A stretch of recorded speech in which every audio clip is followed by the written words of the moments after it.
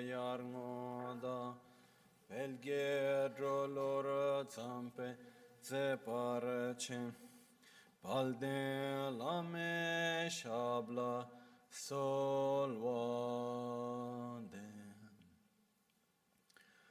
Oma Guru Vajradhara Suma Timunisha Sane Karm Utta Vardanya Shri Bhadra Varsa Manya Sarva Siddhi Hum Oma Guru Vajradhara Suma Timunisha Sane Karm Utta Vardanya Shri Bhadra Varsa Manya Sarva Siddhi Hum Om Guru Vajradhar Suma Timunishasan Utta Vardanya Shri Bhadra Varsa Manya Sarva Siddhi Hum Om Guru Vajradhara Suma Timunishasan Karm Utta Vardanya Shri Bhadra Varsa Manya Sarva Siddhi Hum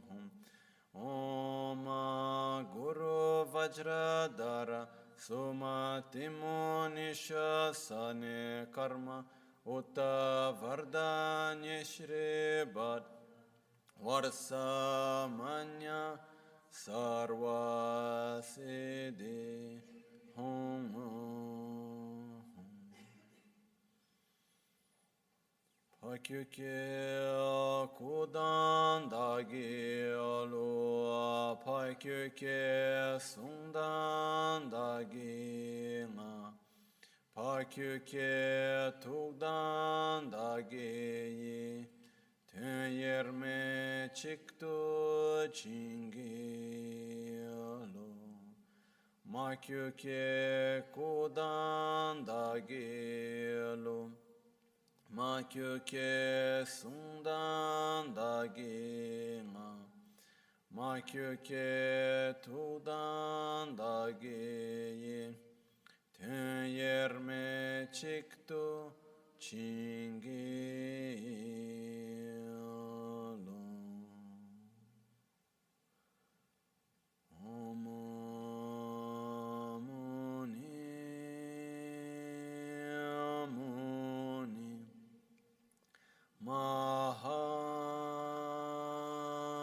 Mahamuni Shakyamuni Swaha Omuni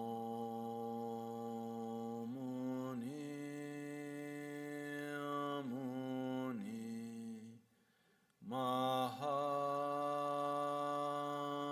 Mahamuni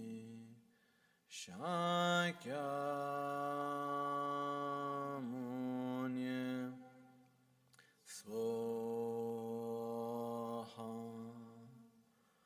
Om Amuni Amuni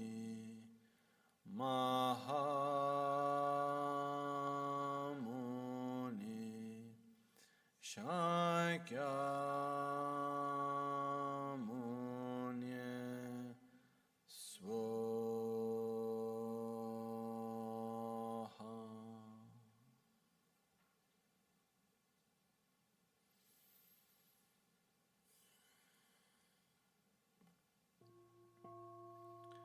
Sangye chodan soge chonam la chancho pardo dani kyapso che dagi jinso gibe sonam ki drola pinchre sangye drupara sho sangye chodan soge chonam la chancho pardo dani kyapso che dagi jinso gibe sonam drola pinchre sangye drupara sho sangye Tsogi chonam la chancho pardo dani kyapso chi dagi chushe gibe sonam ki drola pinchre sangye drupara shon keda ludane jingi drupodana mi kenam dan drowa kungi dranam chi tsampa tamche keto dagi chuten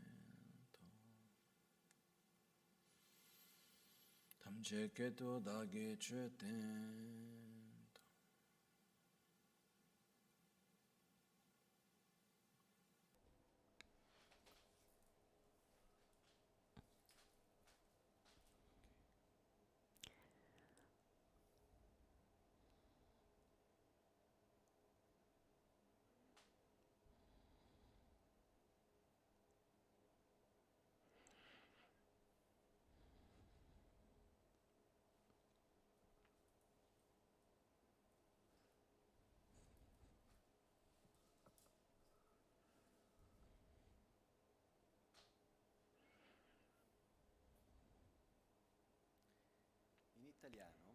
In Italian, there's a saying which is fra il dire e il fare c'è in mezzo il mare, which means between saying and doing, there's an ocean between. And we could say also between understanding and realizing, there's an ocean in between, because one thing is a conceptual understanding, and it's important. Conceptual understanding is absolutely important, but it's not enough to bring about a real change of our being. As we said this morning, we perceive reality and we interact consequently based on our own paradigm. And a fundamental starting point for us is to have awareness that each one of us, we all live within our own paradigm. We live within our own filters that we've created. And every once in a while, people have asked me, well, what's the right way to see things? What's the right paradigm? Because if we take anything, for example, and we all try to observe the same thing, obviously, each one of us has a different experience. We have a different way of seeing it, judging it, describing it, because we are different, because we have our various filters, like a photograph, for example. When we imagine a photo, if we see a photo, for example, this photo of Lama Ganchen here on the throne, when we see a photograph, what comes to our mind when we say, like, what do we see in the picture? Our first reaction would be, oh, we see an object that has been photographed. So here I see Lama Ganchen in the picture. In this case, those who know the place would be able to say, this is Borobudur, maybe someone was there and could remember the moment.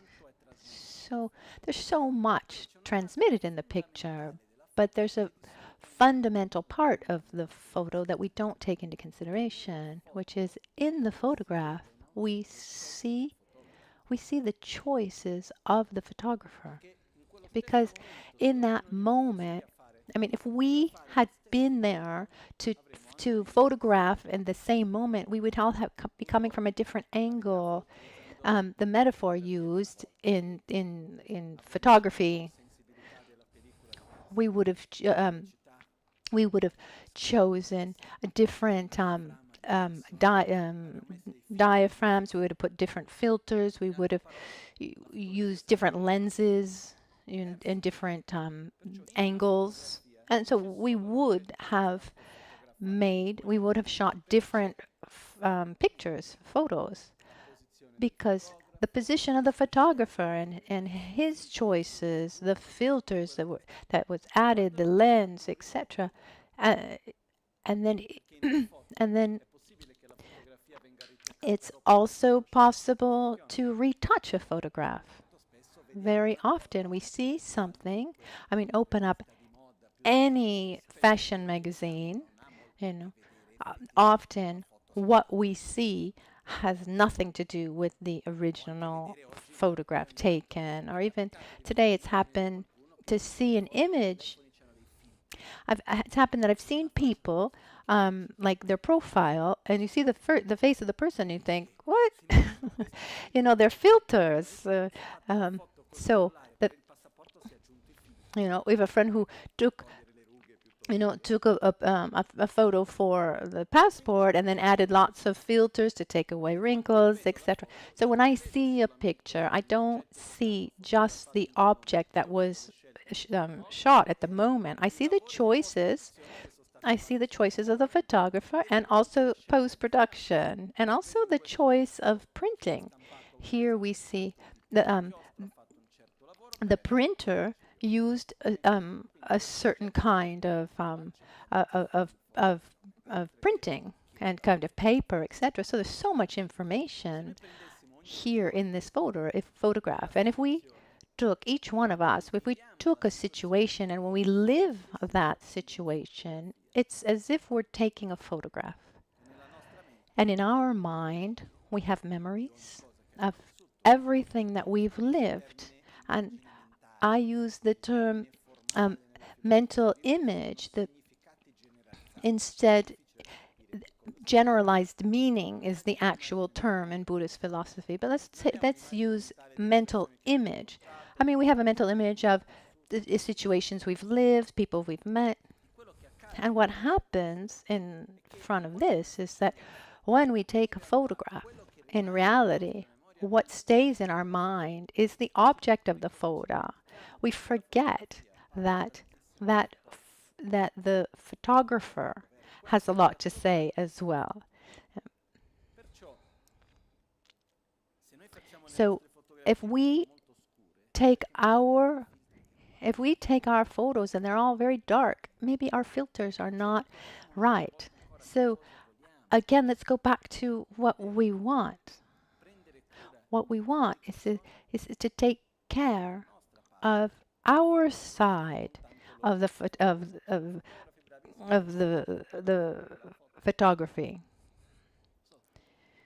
I've seen beautiful pictures, photos, of very, very simple subjects. Some photographers are able to take something seemingly ugly and make it beautiful. It shows his abilities. And just to complete this metaphor before this, all the retouches that are done is everything we do to our memory. I don't know how many of you actually trust your memory. There was a study done. And when I read this, I read it in an article. I didn't read the actual study, but I was really touched. It was a scientist who did research on our ability to our ability to remember, and this was a question of a legal situation. So, I mean, eyewitnesses, how much is their memory worth? So they took a very large number of people, and there was hundreds and hundreds of people. I can't remember exactly the number, and so now, so he took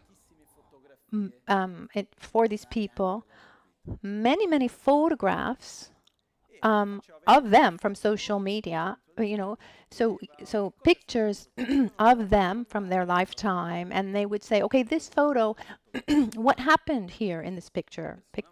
And little by little, the person would talk about that experience. But the researcher had actually had made some changes to photographs. So showing photographs of things that had never happened. For example, he had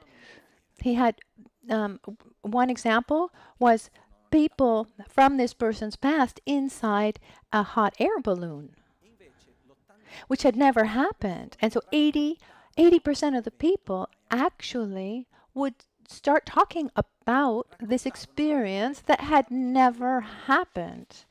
It's just a memory that didn't exist. It's not to say, okay, oh,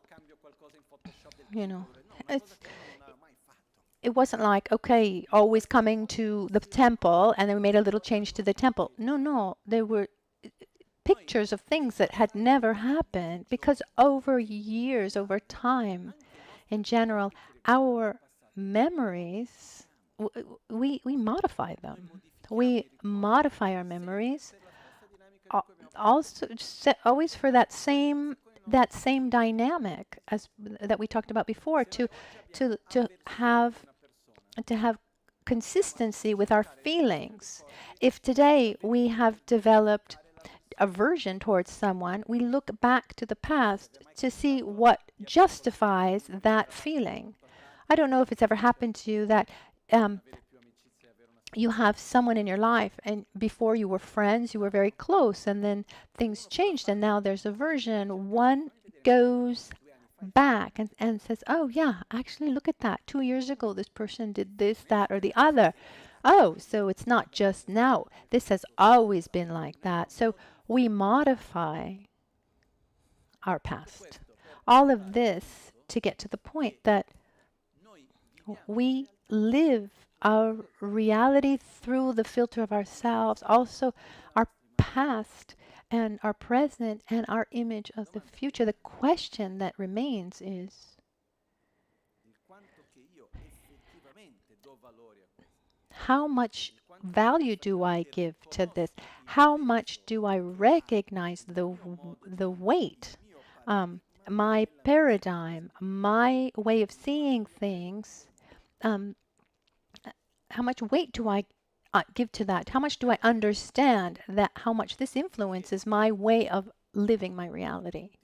Because a fundamental point that I believe in is understanding that what we live is a reflection of our being. And it becomes important for us to take care of this being as absolute priority, because let's say things very clearly here, and excuse me if I'm so direct. We're here. Each one of us has his life, who has a family like this, and another has a different family, who is healthy, who has a sickness, who works, who doesn't, who has one economic situation, and our life, our life revolves around these things. But sooner or later, we're going to die, and this is no joke. And anyway, we have this incredible ability to disconnect ourselves from what we know and what we feel. I mean, we know we're going to die, but if I were to ask you, you know, is there a real probability that you die today? You say, oh no, today no. No, that the course goes on tomorrow. I know. I mean, I need to teach tomorrow. How could I die tomorrow? But I'm healthy. I'm young. I'm this. I'm that. And we keep on. We we keep on with this. We keep on with this reasoning when we're 99 plus years in the hospital. So what happens? Even if we were to have a very long life, and I wish you all to have a long, healthy, joyous life. The problem is not dying. Dying is not a problem. I don't think it's even difficult. I don't think it's difficult to die. Sickness and the suffering, before death, this might be hard. But the real problem is living life badly. The real problem would be arriving to the moment of death and being worse off than we were at birth, or getting to the end of our life having accumulated more negative conditionings than positive ones. This is a problem. What happens is we're so taken by our daily lives that even if we give worth to this, but it's somewhere out there, something we need to think about, who knows when. Just a few days ago, I had this experience that made me reflect. I had this, I had, I had a very strong allergic reaction. I fainted.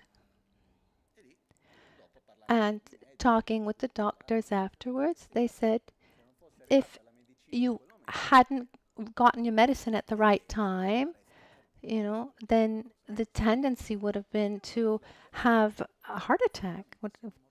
So the reality is, oh, I am mortal.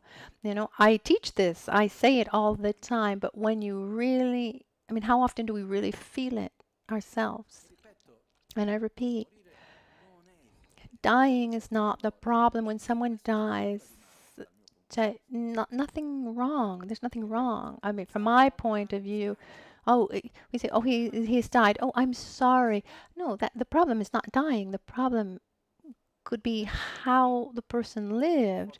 I'm sorry for those who had very strong relationships, some connection with that person, and now have that feeling of missing.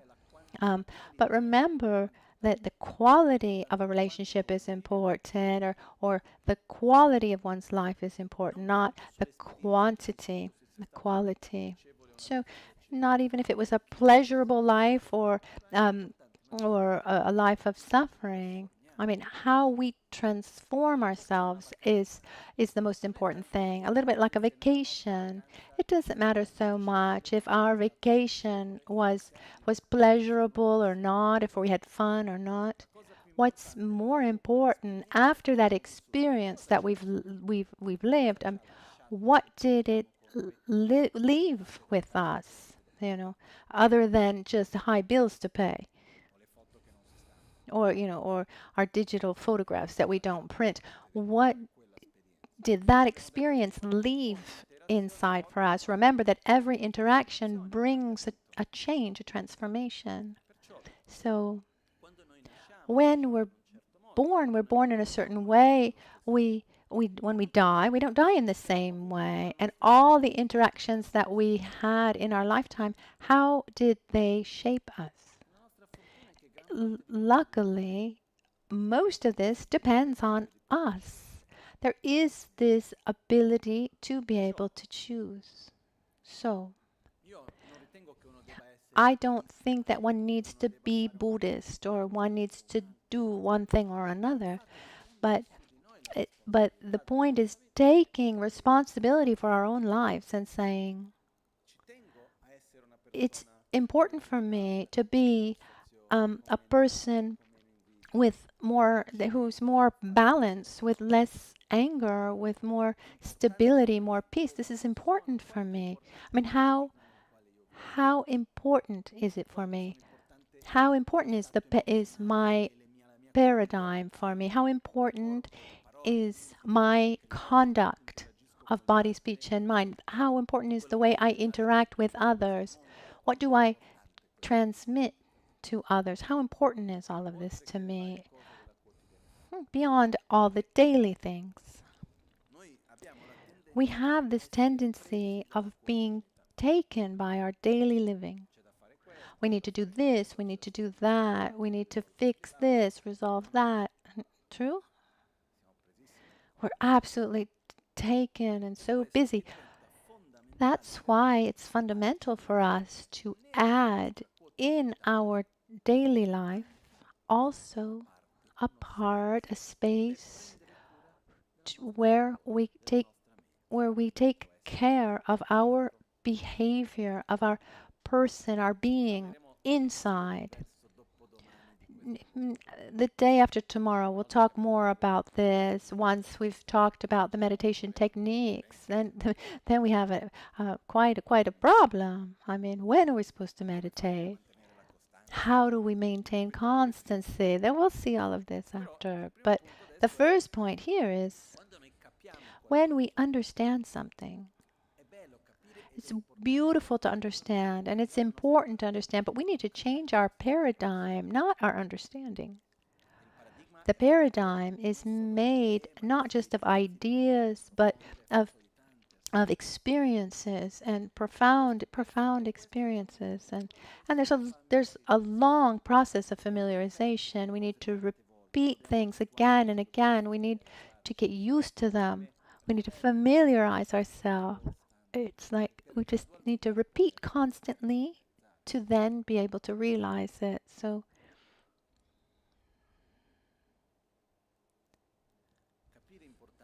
understanding is important, but once we've understood impermanence, for example, the fact that we live in a reality that is subjective, our first tendency is to say, yes, yes, yes, everything is subjective, everything's interdependent, but then we see someone who thinks differently than we do, that we don't. We're there to point fingers and to criticize. I mean, this is often what we do. So it becomes very important to stop and say, I need to familiarize myself with this. How can I do that? The way to familiarize ourselves with something is by repeating it and bringing ourselves to a state. How can I bring myself to a certain? How can I familiarize myself with a certain a certain emotional state? Is I induce that, or a concept. I repeat it. You know, it's like learning a musical instrument. One thing is learning the theoretically, another thing is picking the instrument up and playing and playing and playing again and again. And to do this,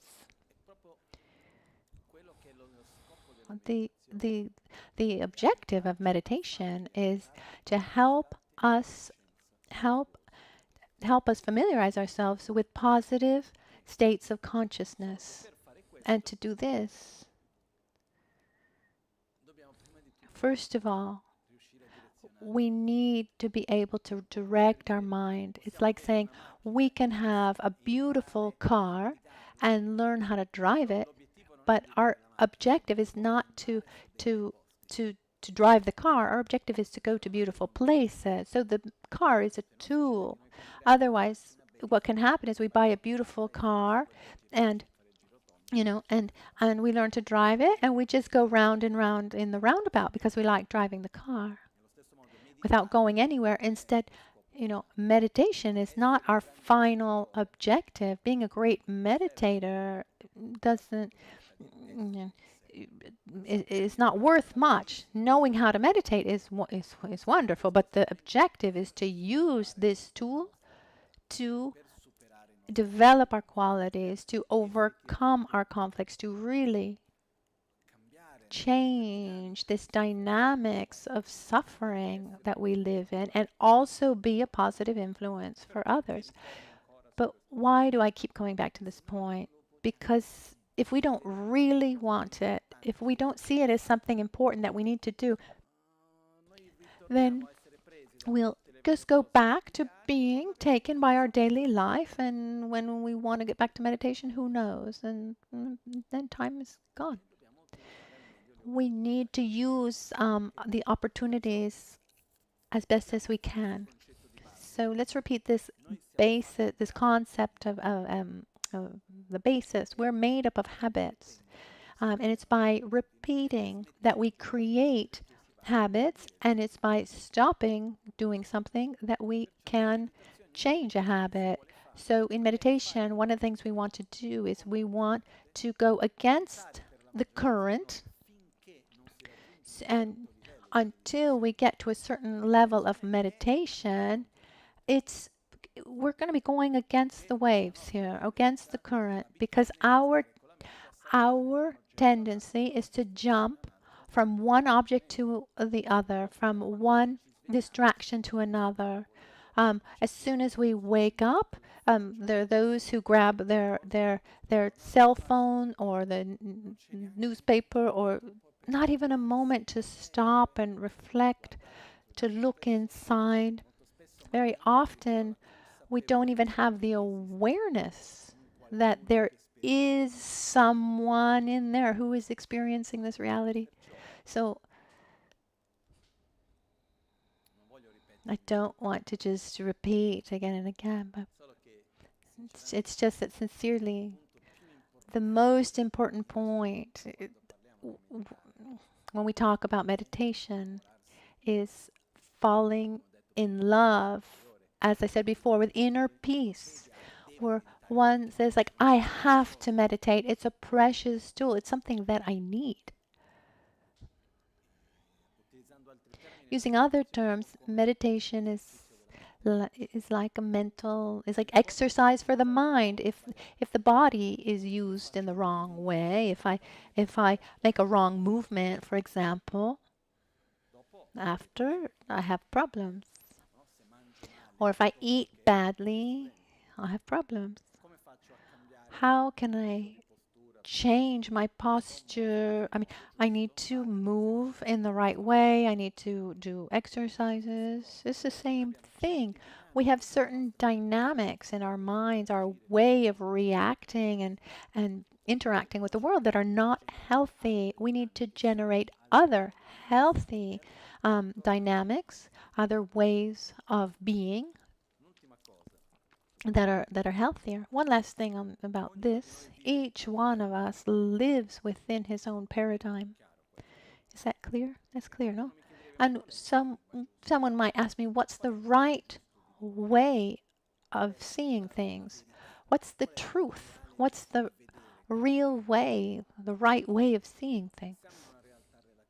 We're in a relative reality, and everyone perceives it differently. So there is no right paradigm. There is no absolute reality where this one's right and the others are wrong. But let's go back to the question, does it work or does it not work? If I live in the world of Hello Kitty, where everything's beautiful, everything's perfect, but and I'm happy and I interact well with others, then wonderful, fine, right? Because at the end of the day, the golden rule is, do what you do, but make it so that it works. As long as it works, that you're well with yourself and with others, and that your interaction with others is virtuous and positive. In our paradigm, there are certain dynamics that we live, that we create, that are harmful. And to be able to change them, to develop a healthier way, the Buddhist view, as we explained before, is quite clear. The emotions that are healthy for us, the ones that are harmful. But to cultivate that, first of all, we need to be able to direct our mind. Otherwise, there's the danger, as I've seen. Oh, we should say Buddhism doesn't work. Why? Why? 30 years I've been here and nothing's changed. As if, making a membership card could change someone. I mean, nothing against our membership cards. We need to have associated members. But the point isn't having a membership card and call myself Buddhist. I can have an idealized image of meditating and myself as a Buddhist, but if I don't sit down, I don't actually sit and go beyond my comfort zone, and I look at myself in my own eyes and face my own shadows. If I don't do that, it'll be difficult for me to change. I can cover my house with sacred images and call myself Buddhist, but if I keep repeating the same dynamics, I'm reinforcing them. I'm meditating on staying the same and reinforcing that. Instead, we need to put ourselves in the game, because there are two approaches to meditation.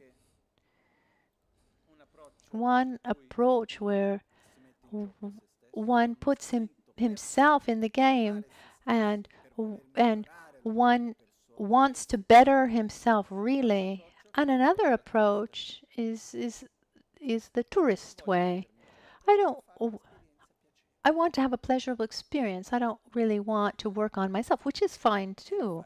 I mean, better to be, better to do tourism with meditation than with something else. I mean, but they're two different approaches. And what I want to bring you here is where we understand that meditation, first and foremost, is a very deep and powerful tool um, to cultivate the the the good part of ourselves that doesn't come spontaneously. Maybe sometimes it does, and other times even less.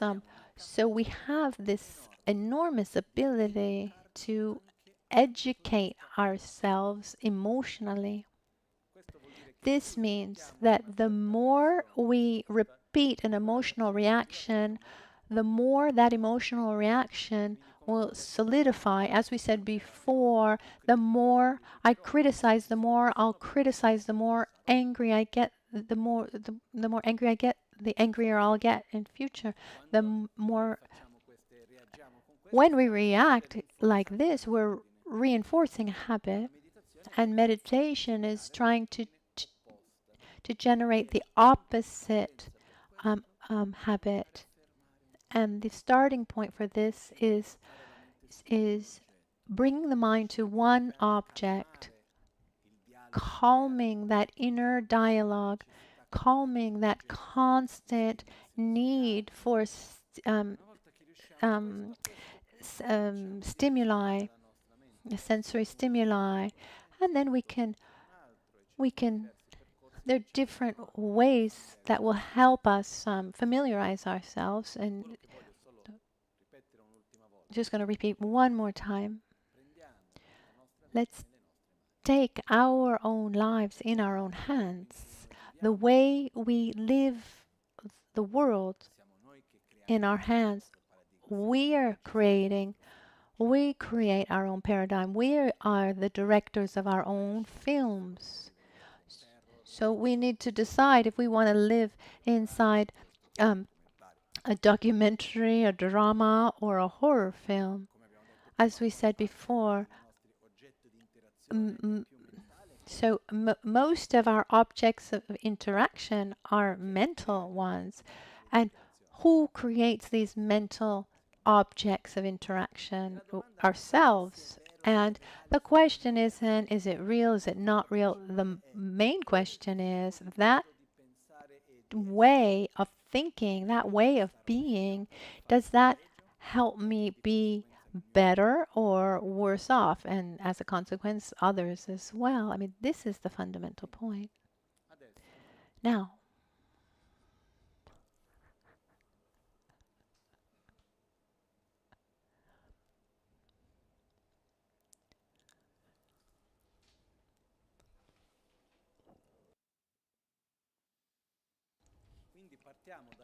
so let's start with why do I want to meditate?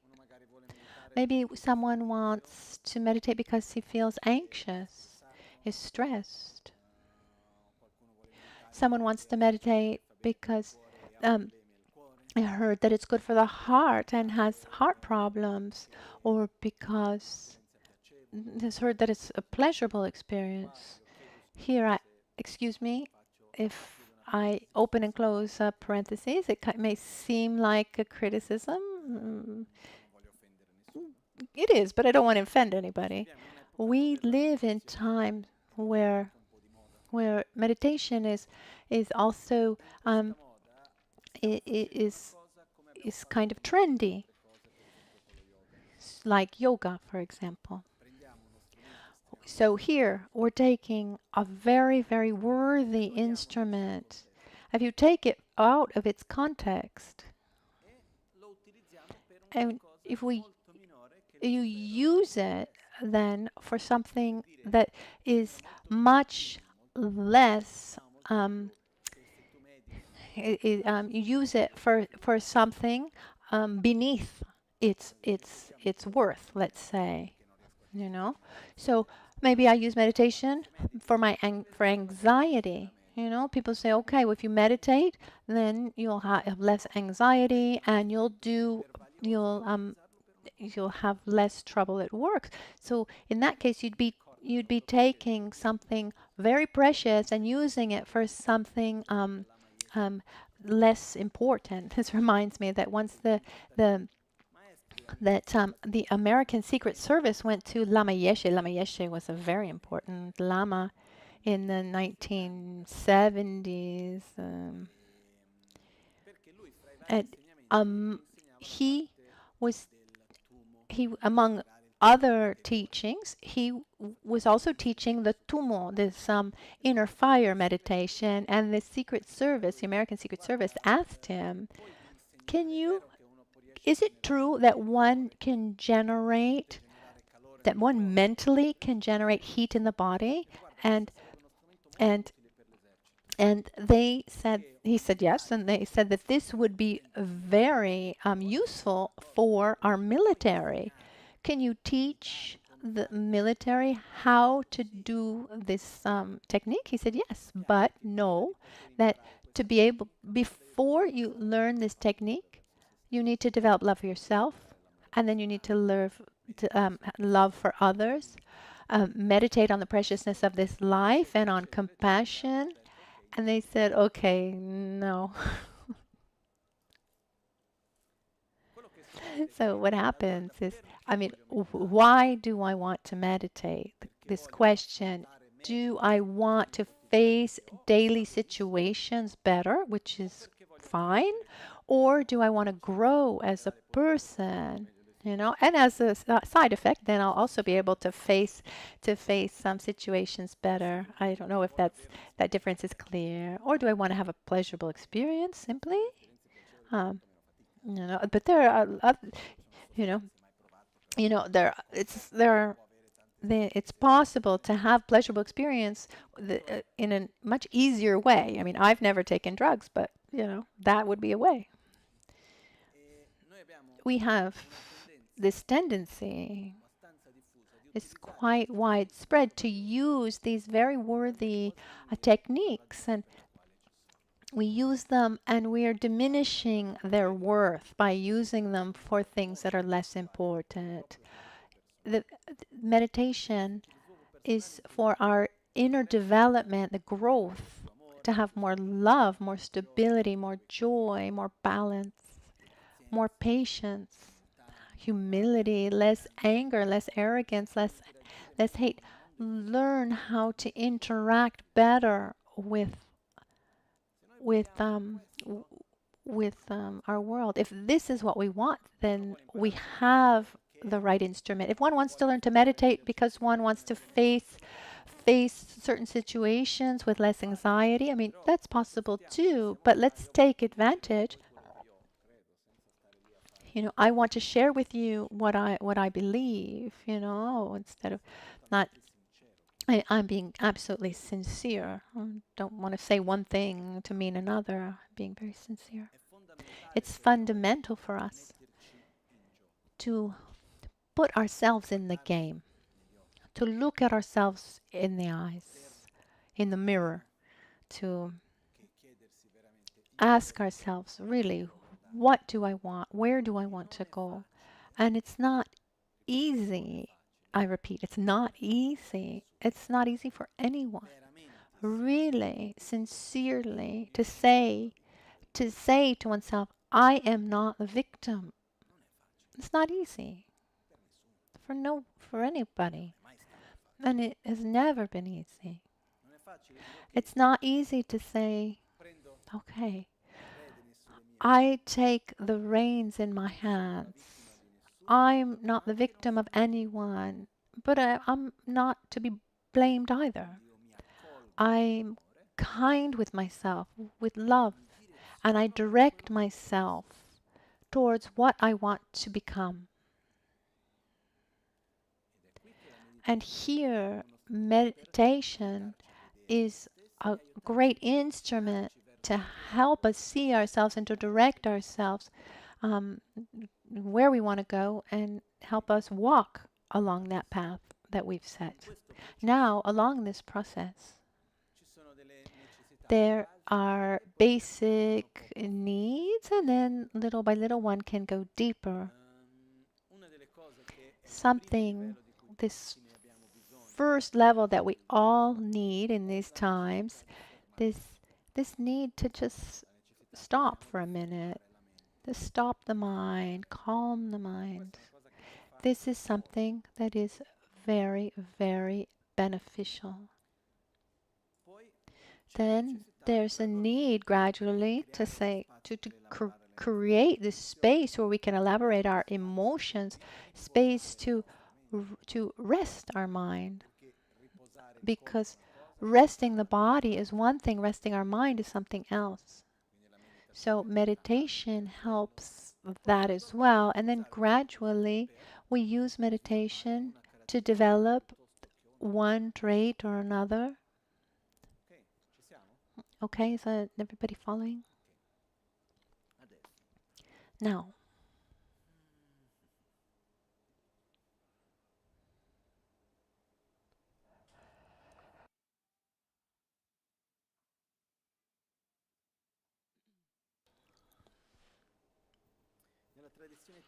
in the Tibetan tradition, three types of meditations are described. Talking about the Gelupa tradition, the founder of Lama Tsongkhapa. It's probably the same in the other traditions, but I can't speak on their behalf because I don't know it. I don't know it really. But the meditation is divided into three types. There's analytical meditation. There's single pointed meditation, Jorgom, Chegom, and then we have, it's called Shargom in Tibetan, and I've never found a good translation for it. Shar means to show, to arise, we familiarize ourselves with the arising, and I'll explain what that means. So analytical meditation, we analyze something that we already know to familiarize ourselves more with that object, with that subject. And it's kind of like an inner dialogue. And analytical meditation is about, it's a lot like convincing someone about someone. Imagine there's someone who doesn't want to believe into something, and we try to convince that person of something. For example, an analytical meditation on our own mortality, the certainty of our death and the uncertainty of the moment of our death. And just imagine someone, oh, you're going to die at some point. Oh, no, no, no. What do you mean? What do you mean? And then we convince this person. We enter into a dialogue. It's an analysis. It's an analytical process to convince that person of this fact, the preciousness of this life. Why is this life precious? Or an analytical meditation on impermanence, the infinity of things. And then there's single-pointed meditation where one has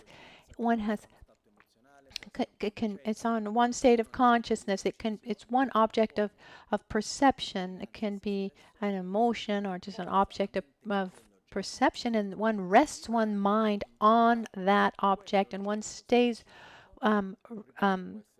focused on that one thing. It can be an image, it can be an emotion, it can be a concept.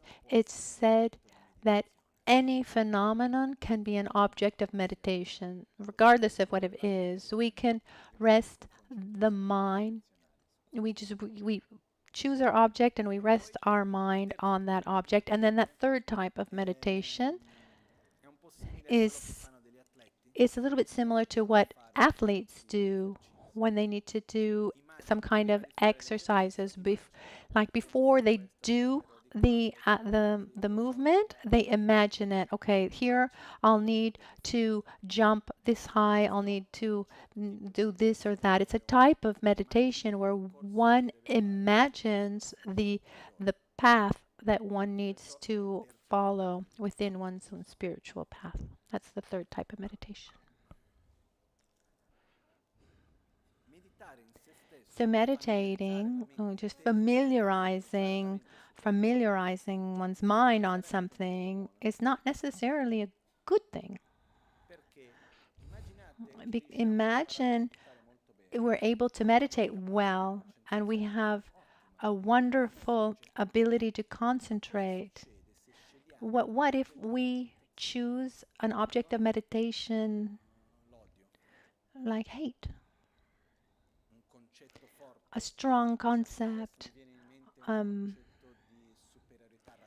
or like if we think of like a superior, like some kind of superiority of race. Let's say Buddhists are superior to everyone else, and so so I have the positive effects of being able to have a good concentration. I'm able to meditate, but I'm taking my mind down a dark path. So when we talk about meditation, we need to remember, we need to choose what we're going to meditate on. So when we learn how to, we talk a lot about learning how to meditate, but what are we meditating on? We talk about keeping our minds still, or often you hear about emptying the mind from all thoughts. And the way I learned, it's not even possible because when one, like, if you don't think of anything, you're thinking actually in the nothing. So, but cutting that inner dialogue and stopping that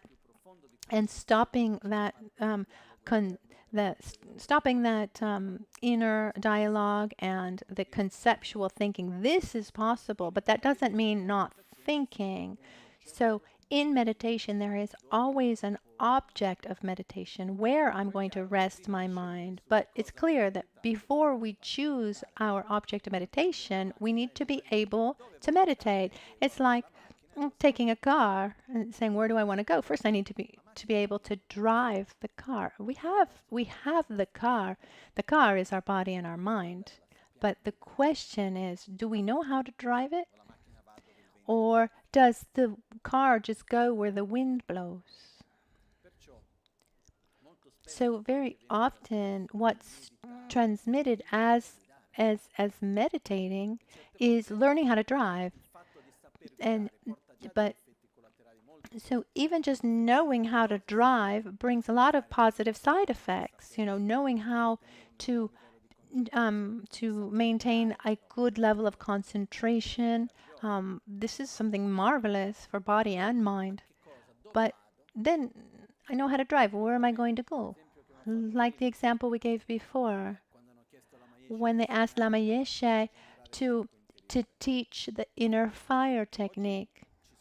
Today, you can see on internet and the media, there are people who have developed this ability. And there's a kind of there's like to show the person who sits on the ice and can melt the ice around him. It's crazy. I mean, lots of respect for those who are able to do that. But what's it worth? What's it for? It's like once a man went to Lama Ganchen in the United States and asked him, I've heard that in the Tibetan tradition there's a possibility of levitating and flying. Is it possible? I want to learn how to do that. And Rinpoche said, very seriously, said, yes, these are practices that exist. It's possible. But listen, after years and years and years of dedication and concentration, so much energy and forth, maybe you'll be able to levitate a couple of meters. Today there are elevators and there are airplanes. Why do you need that? He said, use your time to cultivate love, satisfaction, gratitude, respect, wisdom.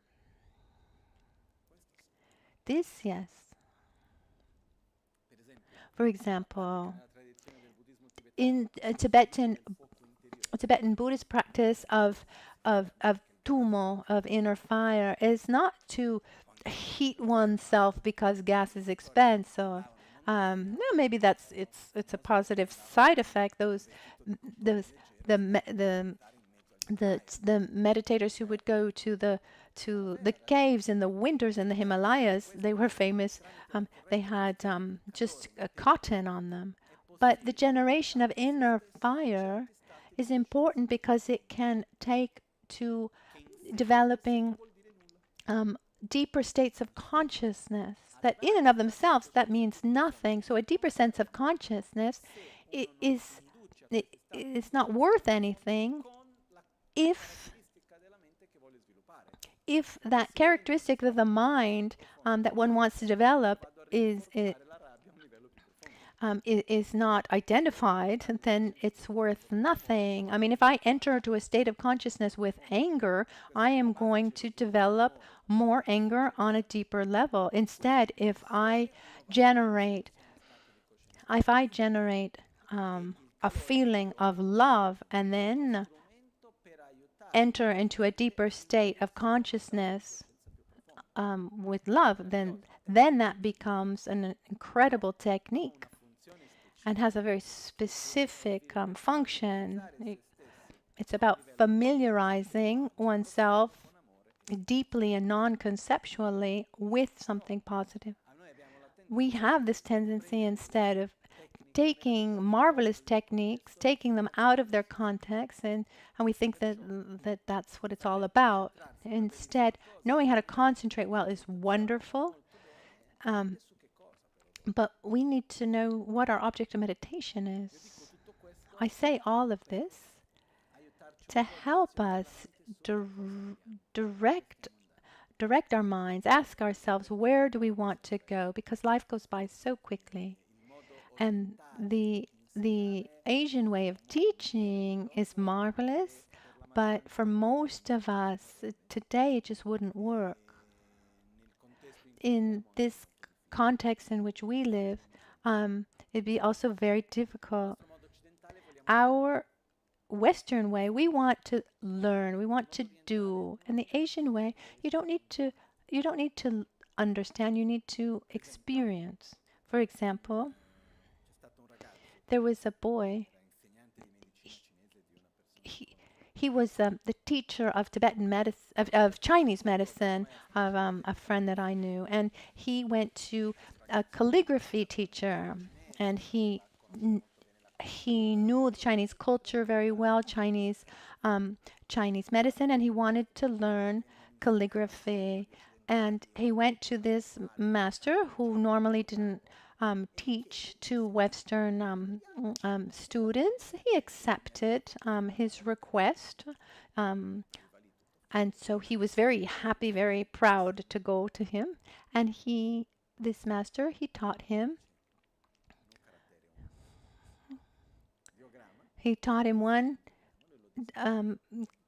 Chinese character. And it didn't go so well, and they said, okay. Instead, the next day, he had him do the same. And then the third lesson, the same. And then he was doing it well, and he said, oh, I know how to do it. Okay, he was thinking, okay, maybe next time he'll teach me something else. The fourth lesson was the same one. He had him do the same one for 2 years.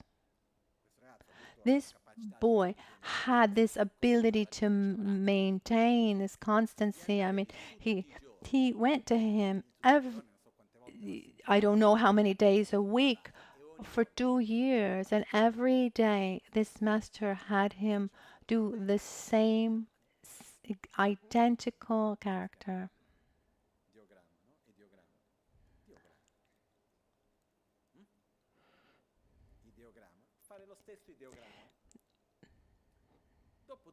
After 2 years of doing the identical ideogram, one day he said that without realizing at all, when he just did it spontaneously, perfectly, at that point, in one day, the master taught him all the others. He said, now you're ready. So instead, we don't want the experience. We want to we want to just we want to consume with understanding. Well, how do you do this and how do you do that and how is this and how is that? We want conceptual um, understanding. In the Asian approach, okay, you want to learn how to meditate? Sit down. What? But no, just sit down, participate. But no one has taught me anything. There's nothing to teach. For example, it never came to me and said, okay, now I'll teach you how to meditate. It's not something that is taught. One learns how to do it by doing. Then there are some teachings where we enter into details into certain aspects, the posture, etc. Received I received the I received teachings on the meditation posture years after I had started. Not because I'm special, but because I watched people do it and I copied. So doing that, you know, to be able to do like that, one lives in a different context. One lets it flow in a certain way. Instead, we have this thing where we want to understand and we want somehow, how can I say, we want to have control over the situation and consume knowledge. In Japan, for example, I don't know if it's still like this, but I was told that this tradition of being a carpenter, which is very important there. If someone wants to learn how to be a carpenter, once one is accepted as an apprentice from a master carpenter, I don't know if it's still like this, but up until not long ago, it was like this. For the first 2 years, or as long as the master decides, the student cannot do anything at all. He he needs to simply observe. He can't take a tool. He can't take a tool in his hand, not even a hammer and a nail. He can't do anything other than watch, follow him around and watch. After 2 years, or after, when the master decides, is okay, now you do this. And one knows how to do. I don't know if this difference is clear. So we two worlds, one where one is based a lot on knowledge. I mean, if we were to teach Japanese carpentry, we would explain everything from A to Z and show everything and who knows what would come out. Sorry if I say it like this, but it's a bit like Oriental dancing. I've seen some types of dance. You can see if someone has studied the technique well, and you can see instead when someone has allowed himself to be what he's doing, has a deeper experience. There's some, I mean, there's some, I don't know if I'm explaining myself well, but there's some like Asian dances that come from birth, from DNA. It's some kind, it's this like sweetness of the movement, and what I want to try to do here is to do a middle point. We're not, if you want to take notes, you can take notes, but we're not here to study point by point in an academic way on how to meditate here and there. I mean, we can do that too, but we're not. But I'm also not going to say, okay, just sit down and let's go. I want to accompany you in the understanding, but also in the in experiencing. So we want to accompany the experience together with the understanding. Often we need to experience and then understand. Now, one wonderful qualities that we have is the ability to transmit knowledge generation after generation, and in in for meditation there's so much knowledge that has been accumulated and transmitted from generation to generation. Before beginning certain practical aspects of meditation, I'd like to um, give you a starting point. I'm trying to find the way to do that. When Lama Tsongkhapa explains meditation, he's before explaining the posture, how we should sit, etc., he starts by saying, you want to meditate? The first thing is you need to create the right conditions. Take away your objects of distraction, because our mind is used to having constant stimuli. It's very difficult to compete, if they're meditating, trying to meditate on my breath, and there's there are forms and sounds. There's an image that we have here. If you look towards the door, there's the door, and to the left, you see the previous lives of Lama Michel Rinpoche, and then right away to the left, above the fire extinguisher, if somebody wants to know where the fire extinguisher is, there it is. Above, there's this drawing of a path. This drawing shows the path of learning how to meditate, the path of shamatha. Please, you can see a little bit from far away, but go afterwards and look closely. You see, at the beginning, you have the practitioner, the monk is running after an elephant and a monkey, and they represent the mind. And they're black at the beginning, and they represent the mind that is distracted. There's the monkey. There's our mind that just jumps from one object to another constantly. And the black elephant represents the mind that is also without clarity. And then around, if you see, there's a conch. Above, there are two symbols. And then there's a scarf, there's a mirror. There are 5 objects that represent the 5 senses. Because at the beginning of meditation, the mind is competing with the object of the senses. Because when we hear a noise, our mind goes towards that noise, and not just the objects, the sense objects, taste and touch and sound and smell, that is there in the present moment, but also the memory of those. So our mind is constantly escaping.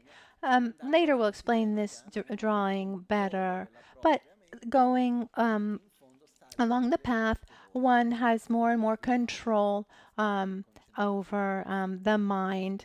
The elephant becomes white, and I'll explain this drawing. It's very beautiful. I'll explain it later. The point is, at the beginning, we need to take away our distractions. I learned that it's very important to recognize our weaknesses and respect them. Because if I distract myself, if I'm easily distracted with noise, I should try to avoid that kind of noise. It says, for example, not go on retreat or learn how to meditate where there are strong objects of aversion or attachment. Imagine I'm there trying to meditate at home, and there's my neighbor, and I'm very attracted to my neighbor. I'm there, concentrated, and then I hear my neighbor's door open. I think, oh, she's there. What's she doing? Where's our mind? towards our object of attraction. What happens instead if we don't like our neighbor? It doesn't even let me meditate here and there. The mind goes towards aversion and then totally overwhelms our mind. So generally speaking, take we should try to take away our distractions, and something important, we should start with a kind of detox. You know, we're absolutely intoxicated with useless information. We are addicted. We are physiologically addicted to to to to constant stimuli. If you talk to any online marketing expert, they will tell you that they they they put into motion how to how to generate as much dopamine as possible with their images and ads, etc.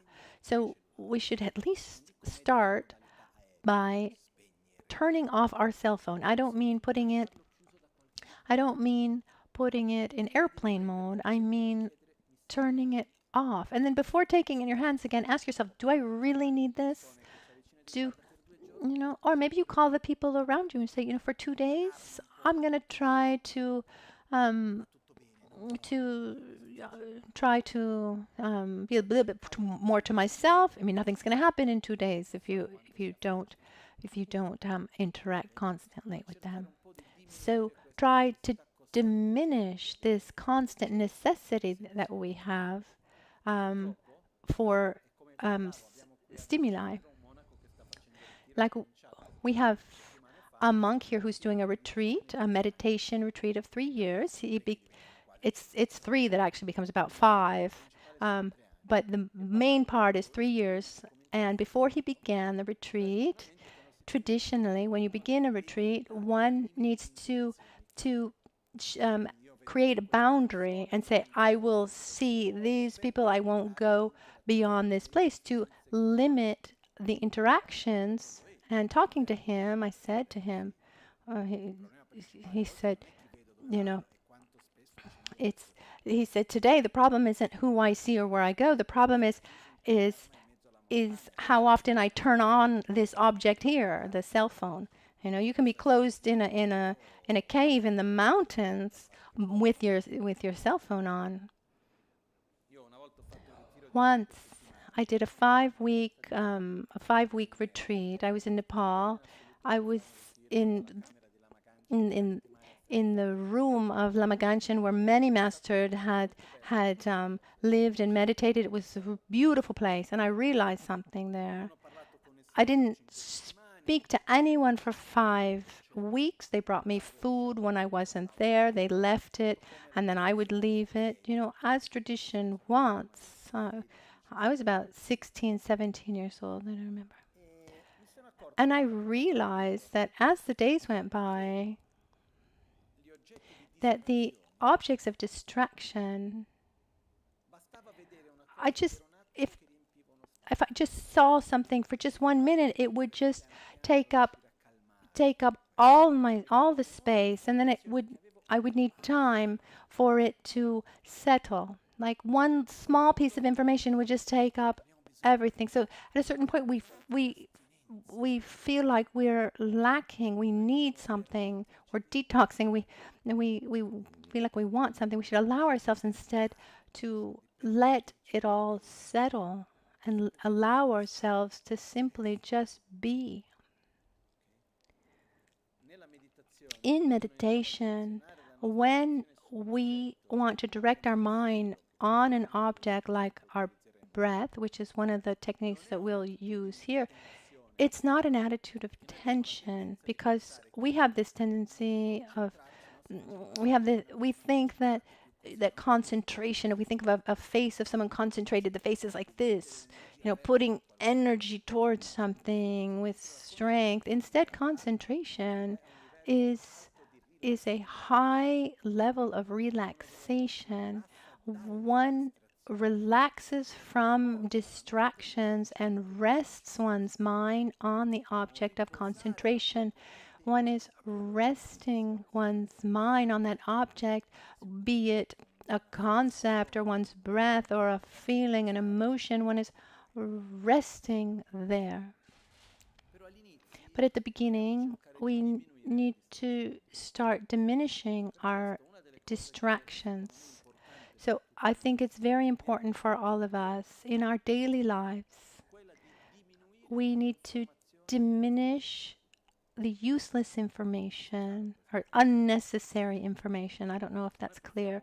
We can tap into anything. We want to watch a good movie, but I don't know how many of you don't need to raise your hand, but you think for yourself, how often or how has it happened to you that you're just like trapped by a mini series, for example, or you start watching a show.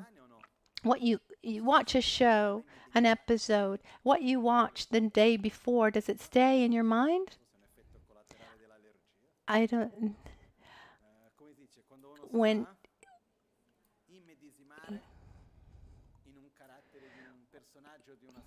or when maybe you start, or even from a book, or you're watching an episode, and at a certain point, you start like seeing the world through that perspective, or through the eyes of a character. It happens. But watching a TV show is is the kind of meditation because we are familiarizing our mind with something, even with constancy. We do it. But the problem that exists is that let's take the example of a TV series. Normally, what are the messages that are transmitted? What are we familiarizing our mind with other than a state of false relaxation where we are passive because we're receiving and we're not actually doing something? But what are the concepts and the emotions that we're familiarizing ourselves with? The one who creates on the other side the content, not always, but often, they create content for content, or they're creating a kind of addiction. Often, they're the objective is to make money, and so the more people who watch it, the more money they'll make, and the easiest way is playing on attraction and aversion, on seduction, certain emotions. But the more I do that, the more I watch that, the more I familiarize myself with that, and then how much space and time is taken up, even in the afterwards. I'm speaking from personal experience. As a child, I loved TV. I would wake up early to watch it. Now, and the only show that was on at that time, before going to school, there were shows that they were like the pre-lessons. They were they were like pre-lessons for teachers. I mean, I would watch that because loved watching TV. And if I started a series, I would just get into a constant loop. There's many beautiful TV series done really well, but here we're not talking about if it's done well or not done well, if I'm enjoying or not. But the question is, what am I familiarizing my mind with? And then that takes up space in our life during the day, and the danger is that it could happen like it happened to this monk in India who went to my master. He wanted to go. He wanted to go on retreat, And this master said, okay, before going on retreat, you need to study this, that, and the other of the Dharma. He studied for 9 years. Um, and then after these 9 years of study, he was given all the indications on how to go on to retreat. They they found where he could do his retreat, who could offer him food. He wanted to go on a lifetime retreat, but after a few months, he came back. And this is my master who told me this story. And the master said, well, why are you back? He said, I'm just ashamed. I'm not well. I'm too ashamed. I'm absolutely ashamed because there are people who are so kindly offering me a place to stay and they're offering me food and I'm just making fun. He said, why? Aren't you doing the sessions like I told you? Yes, I'm doing everything you told me. But the problem is I sit down to meditate. I start with the visualizations, the things I'm supposed to do. And at a certain point, all the Bollywood scenes come to my mind, even with the music, and I can't get them out of my head. So what happens in those 9 years?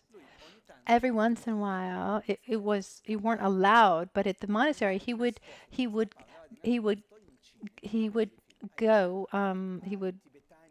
He, um, he would go hidden to watch movies. You know, the Tibetans love Bollywood, Indian movies, and also football. But he familiarized himself with these images. So as he sat to meditate, those images came back to him. And the master, he laughed a little bit. He gave him some other indications, and then he and then never saw. He didn't come back. Maybe he became a Bollywood director, or maybe he stayed on retreat. But this to say that every piece of information that we receive, it occupies space inside of us. And if we want to take our lives in our hands, take the reins of our lives in our hands, we need to stop feeding that addiction that we have, or really let it stay on a much more superficial level, because there's also a very important aspect here. And with this, I reconnect also to another point. Our hearing, our senses in general, and for our mind, it's the same. If I start playing something very loudly, or someone starts playing the drums, someone starts using an electric drill, or they start working here, maybe someone starts yelling. Let's say we start imagine imagine many noises, and among all this, there's also someone who's just whispering the recitation of mantra. And then there's also the sound of our breath. As long as there are the loud noises, are we able to hear the softer sounds? What happens little by little as the louder sounds go away? Our hearing, our sensitivity increases, and we're able to hear other sounds. This is clear, right? So what happens when those normal sounds are no longer there for a while? So then that sensitivity increases even more until we're able to hear the softest of sounds. This reminds me of a story that I heard someone who knew this person. They did a center of a Buddhist retreat center in Scotland, in a very, very remote area. They made a Buddhist retreat center, and there was a monk who was there doing his session, and then at a certain point, that place actually was that above that place actually became the route for military planes, and so that that monk, there was a monk meditating, and this plane went up on top, did fly by, and it just um, it disturbed him so much he wasn't able to disturb him anymore. So after that, he was really shocked by this experience. So he made a kind of underground bunker so that no one could disturb him. There was like an exchange of like airflow so that he was able to meditate in total silence. And he was able to stay there only twice because then he started hearing like the sound of his own heartbeat, his own breath. Even I've never had this experience, but it's said that one could even hear the flow of blood in his veins, and he said there's more noise here than outside. Just to say that our senses have this ability that as this level of, how can I say, this sensory, our senses become more and more sensitive as the more coarse sounds diminish. Like a blind person, for example, has much better hearing, for example. It's even said that there's a certain type of touch. It's an aptic touch, actually. And so, like a blind person knows he's in front of a wall, even though he can't see the wall. And we have this ability, but they're not developed because we have more coarse levels of senses. So once we take away the more gross levels of stimuli, then we can recognize and be more sensitive to more subtle ones. The more we're taken by thinking of what happened on that TV show yesterday, or the politics here and there, or the neighbor said this or she did that, as long as we're on this superficial level of useless information, then the less our deeper levels of understanding will be able to work. Our intuition, for example. Also, it's not for nothing that great artists or even great business people, when they need to take important decisions, they look for silence, not external silence, but internal silence, where another part of our mind actually manifests, and we can access this deeper aspects when we close off the more coarse distractions. Because if we want to make a deeper change, we need to be able to listen to ourselves. And probably lots of things we see are not going to be pleasurable, but let it be so, because when we do see what we don't like, then we have the opportunity to recognize and transform. So understanding that meditation is not just that moment where we sit down to meditate, but there's the whole pre and post meditation. What we do in between sessions is fundamental.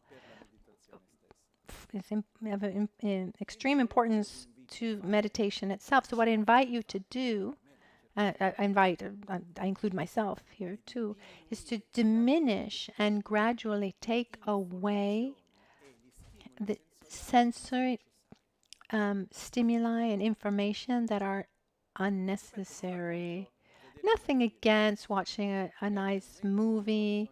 Maybe one wants to relax, needs to relax. It's wonderful. Nothing against that. You can do many different things, but the point is gradually allow oneself to have fewer and fewer stimuli, not not to live in silence, but to hear what today you're not able to hear. I don't know if that's clear. For example, one of the most important aspects of ourselves is our intuition. But if we don't have silence from this inner noise, then we don't have the space and ability to listen, to hear our intuition.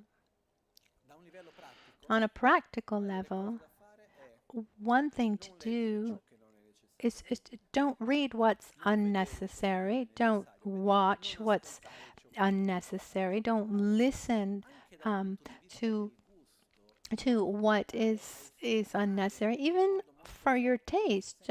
Don't stimulate your senses too much. It happened to me. Not often, but it happened some time ago, a couple of weeks ago, to eat something really good. I was away. I was looking for a restaurant. There was no place. I went to the only place where there was room, by chance, but it was delicious. So I mean, that there was that pleasure of the moment of eating, but that sensory stimulation that took up space even after, and it was pleasurable. But what happens is we have this tendency, oh, I ate that, it was so good, I want more. So we're stimulating our senses more and more. When we stimulate our senses, then we need to do it. We need to continue stimulating our senses, and the mind goes towards that and creates attachment and desire. And during meditation, there are two main interferences represented by the elephant and the monkey, Chingwa and Gupa. You can translate it in many different ways, but it would be, we could say, mental torpor, or Gupa is mental agitation. The mind that keeps jumping from one thing to another is never still. That the main force behind that, who gives life to the monkey, is desire. When we want something, we have a pleasurable sensory experience. We want to repeat it, don't we? We eat something good, we want to repeat it, don't we? So what happens? We stay in this experience of enjoyment, or are we already imagining how we can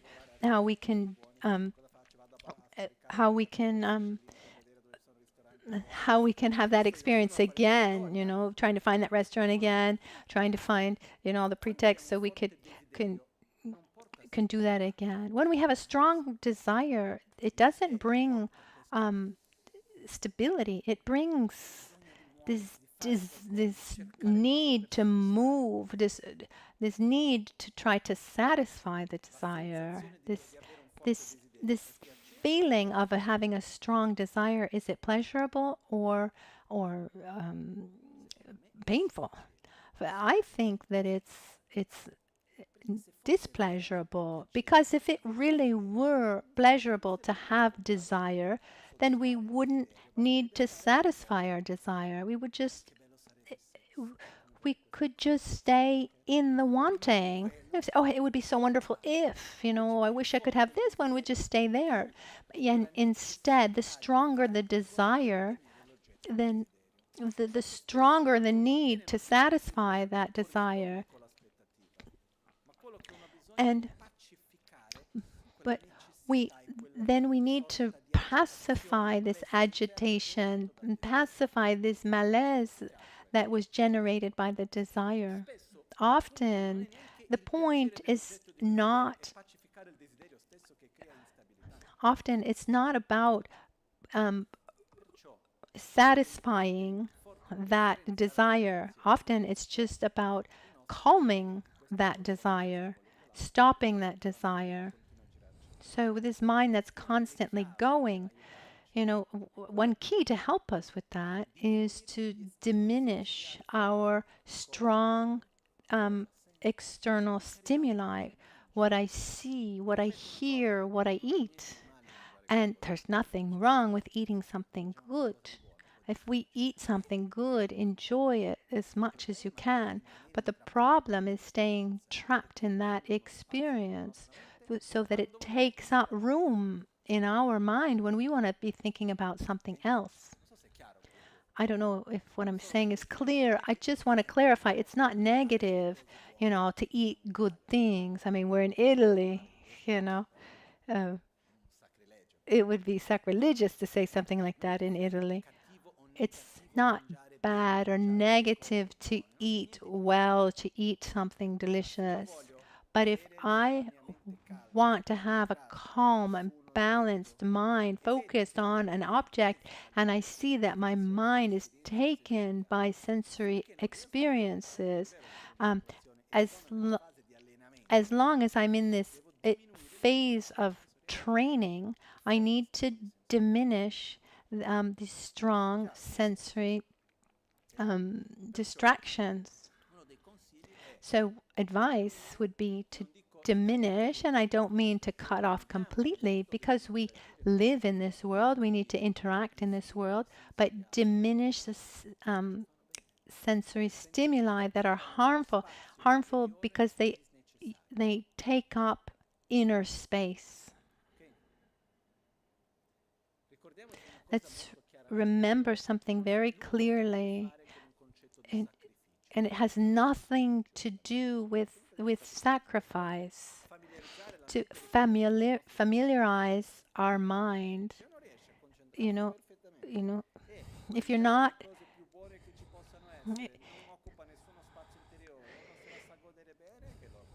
if you're able to eat the most delicious things ever and it doesn't distract you or take up unnecessary room in your mind, then wonderful. But I see in myself that when we have strong sensory experiences, it takes up room. It that generates attraction or generates aversion. I eat something, I say, "Oh, how wonderful." When I lived in India, for example, oil was oil. Instead, now that I live in Italy, oh, this oil here and this oil there. And what happens if what happens when you have something that doesn't respect the standards that you have, or what's that inner sensation? Do you have attraction, aversion, or indifference? Can you have aversion for oil? It's not, but that feeling of aversion, nothing happens to the oil, but it's not good for us. Can you have aversion against food? Oh, but this isn't good, and who cooked this? I mean, this happens. And this comes from our attachment to our own sensory pleasures and stimuli.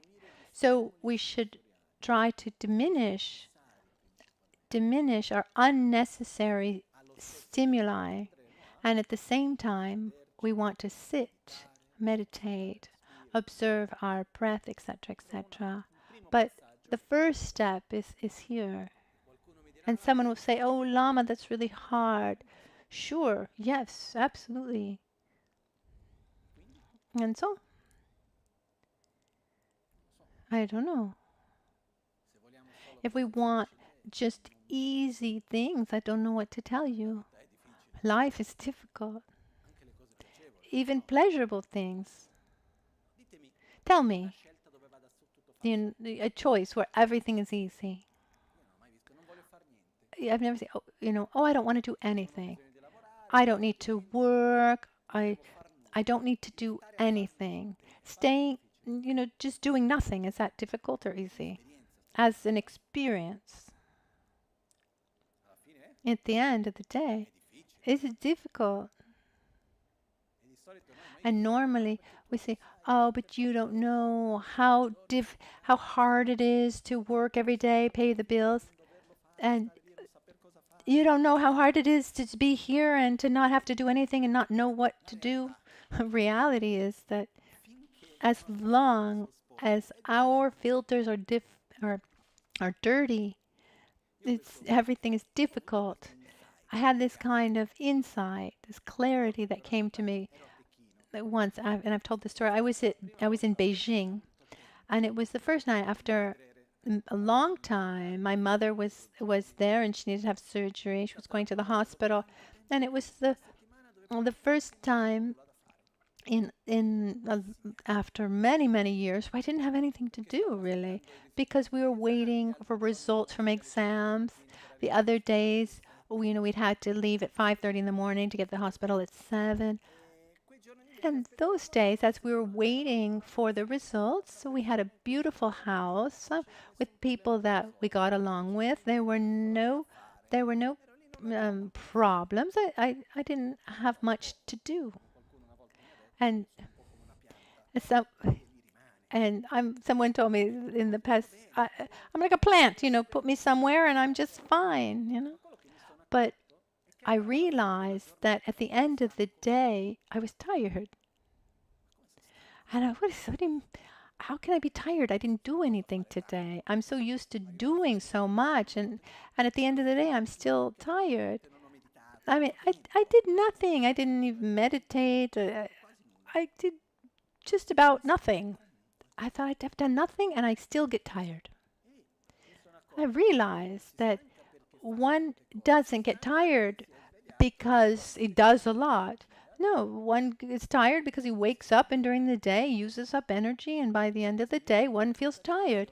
And this reflection came to me that in life, one has to work hard, and as long as our lenses are dirty, as long as we're in samsara, to use a more Buddhist term, then we need to work hard. One of my masters would say, the problem is not working hard. It's the problem is, what you're working for. I mean, better to work for something that's going to bring positive results. A little bit like the question of problems. The rule is, one problem ends and another one's begins, and we agree on that, right? And then the exception is when another problem doesn't arise, then we create that problem ourselves. So the point is not just to resolve problems, but where do I want to put my energy? Because in life we use up our energy, and and working hard is just part of life. It's not a sacrifice. It's not something, but working hard and getting tired is part of life, you know? So, I mean, even sitting for a long time is tiresome. Also because we're not used to it. But then if we're used to always being seated, getting up and walking around, that's tiresome. I know I I know many practitioners who are so used to sitting, but then if you ask them to get up and to do things, for them it's really tiresome. But we shouldn't be afraid of working hard. I have a kind of strange logic here. Um, One of the best ways to avoid a fear is to take it as a certainty, because fear is linked to doubt. But if you're sure that that is going to happen, then prepare yourself, And if it doesn't happen, then even better. Okay. If you think, oh, it's not going to be tiresome at all, you know, and then if you meet something that makes you tired, um, you're shocked. No? Instead, we should prepare ourselves, but just one step after the next, little by little. Some would say, "Oh, well, then maybe I'll be unfriendly, and maybe because we'll talk less with people, you know. I mean, take all the conversations around you and divide them up. Necessary, unnecessary, meaningful, unmeaningful. There are conversations that are necessary, and then those conversations that are also meaningful and those who should keep. But I just need to you can say, okay, I need to chat a little bit just to rest my mind. Okay, that has a function. But if once we see that we're able to manage our life better, we manage also our energies, and then we seem a little strange to others.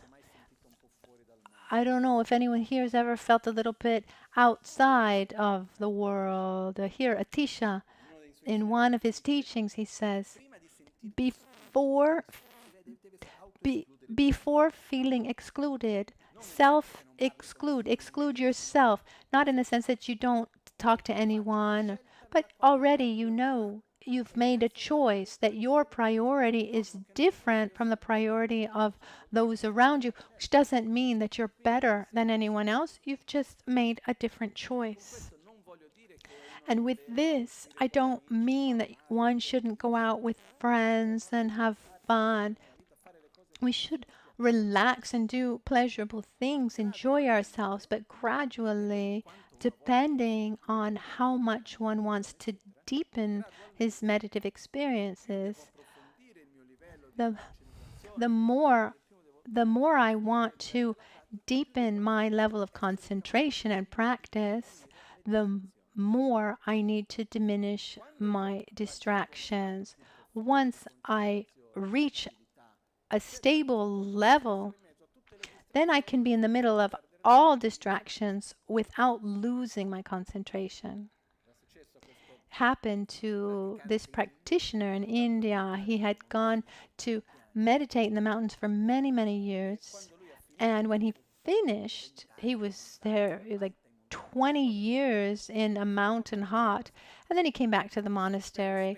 And um, for out of respect for him, they gave him a room that was quite remote so that he could stay there in silence. And in the morning, he would wake up before dawn and he would go towards the room, the room of a friend, where he had a room with a balcony that faced the bus station, because he wanted to maintain his level. He wanted to maintain his level of stability and concentration even in the middle of chaos. And it's possible. His final objective would be that one is meditating even when one is not meditating, when there's no more distinction between sitting to meditate and not. The mind is always in that meditative state. But we need to respect where we are. Each one of us, we need to respect where we are, and we need to disintoxicate ourselves from stimuli and this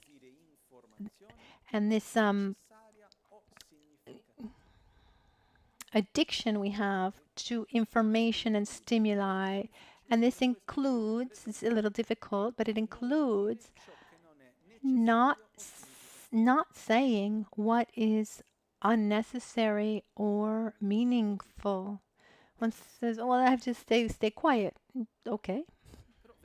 But you'll see something that if we simply start by controlling our speech and and and we say only what's meaningful or useful, you'll see that there'll be a lot more space in our minds, because the space that we take up by just saying, just for saying, and here I not just verbally, but also messages and texts, and we see that takes up quite a big part of our life. And then there's also just not listening to what is not meaningful or useful. Nothing against social media or media in general, if to go and look for specific information, but not just to listen, just to listen. Because if we're able to do this well, this will give us enormous support to be able to meditate well. It's so it's not even, we shouldn't even say, okay, let's do a rigid retreat, for 10 days, 20 days, a month. Um, there's no sense in following a rigid retreat for a short amount of time or up to a month, whatever, and then going back to our daily life. So it's better to try to create a kind of stability or conditions in our daily lives. So we shouldn't try to run away from our daily lives, from our work, from our home life, but let's try to cultivate healthier habits. I'm just saying, let's take away information for our senses that are not necessary or not meaningful. So, speaking, acting, seeing, listening, reading, etc. Let's try. People say, "Well, I don't know what to do." Oh, then just stay quiet. It's beautiful. Okay, we'll just look at the tree.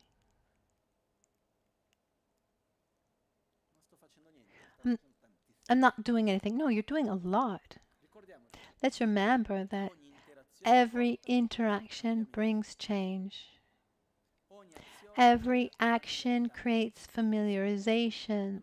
That we repeat, our mind is used to moving and moving. If I am staying still, looking at the tree, and without doing anything, what kind of familiarization am I creating? I'm creating the habit of keeping my mind still and calm, and that means a lot. That's doing a lot. So I invite everyone to observe one's habits, one's life, look at it with kindly, without blaming ourselves or criticizing ourselves. No, but let's cut some distractions. And for this, everyone needs to see for himself where the addictions are, where the constant impulses are, and substitute that space with something healthier. But first, we need to create inner silence, diminish the amount of inner noise. And this process, I repeat, is not easy and it's not necessarily pleasurable. Then it does become pleasurable, but the process to get there is not necessarily pleasurable. Now, for meditation, let's go back to the concept is that meditation means familiarizing or getting used to. So the first thing we need to do is to familiarize our mind with staying still and keeping it from jumping constantly from one object to another. So to do this, we need to choose an object that's easy to grasp, because if we want to start with an object that's difficult to grasp, then just let go. So the first object to begin is our own breath. Our own breath has a tremendous amount of power and influence over our mind itself. I mean, try, for example, to breathe quickly and to think slowly.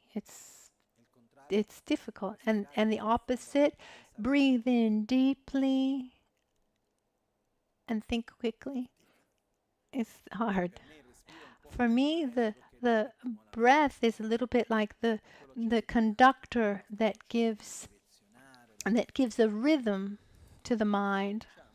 So let's begin this process by observing our own breath. But first of all, let's let's begin by allowing ourselves to be present in this present moment. We will have time to think about all the other ideas that come to our mind. I've seen people who use meditation to have ideas, to have insights. So they sit there to meditate with their notepad at the side, and every once in a while they jot down notes. It's interesting technique for those who want to have those kinds of thoughts or insights, but that's not the meditation that we're talking about. There's a saying that says, if you don't remember something, if you can't remember something, sit down to meditate because you'll be sure that they come. But from the beginning, we need to say, I'm going to stay still here in this position with my mind on this object, and it's not the time to look back in the past, to look towards the future, to judge my present. It's simply the moment to rest my mind. And before that, there's another important point. The body and the mind are strongly connected. And when we meditate, our physical posture has a strong influence over our mental state. It's a mental exercise more than physical meditation, but the body has a direct relationship with it. And at the beginning, one problem at the beginning is that sitting still seems very, very difficult. I think that it's happened to everyone to try to meditate, and then one starts itching here and a little pain there. For this reason, the first step is creating familiarity with staying still physically and allowing oneself to stay still physically. And the term used in Tibetan is Lugi Shinchen, and so it's the flexibility of the body and then the flexibility of the mind. So that flexibility, we mean that the body and then the mind does what we want it to do. There's an exercise that I can explain. It's a bit difficult to do together, so everyone needs to adapt it to his own time.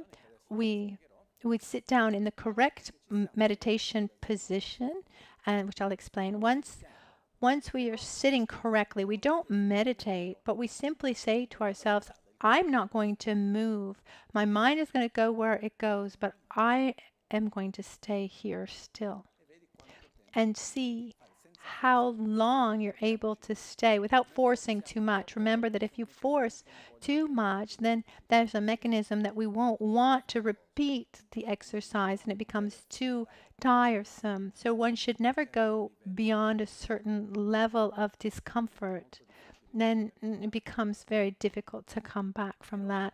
But the point is gradually to be well when we're physically still and not have this kind of fear that can happen. Well, what happens if my knee hurts, if my leg hurts, or if I don't feel well, if I'm not comfortable? We should be able to go beyond that. And the exercise for that is just sit down and not move. You can think about what you want. I'm not meditating. And it's a very beautiful process because at the beginning it's hard, but then there's a moment where one lets go. And at a certain point, it's almost pleasurable, neutral, and then not moving is pleasurable, and we can feel these micro movements of the body that that that would be better even if they weren't there, and we're better when we're absolutely still, and then they'll be at a certain point not moving brings physical pleasure, and that's where we want to get to.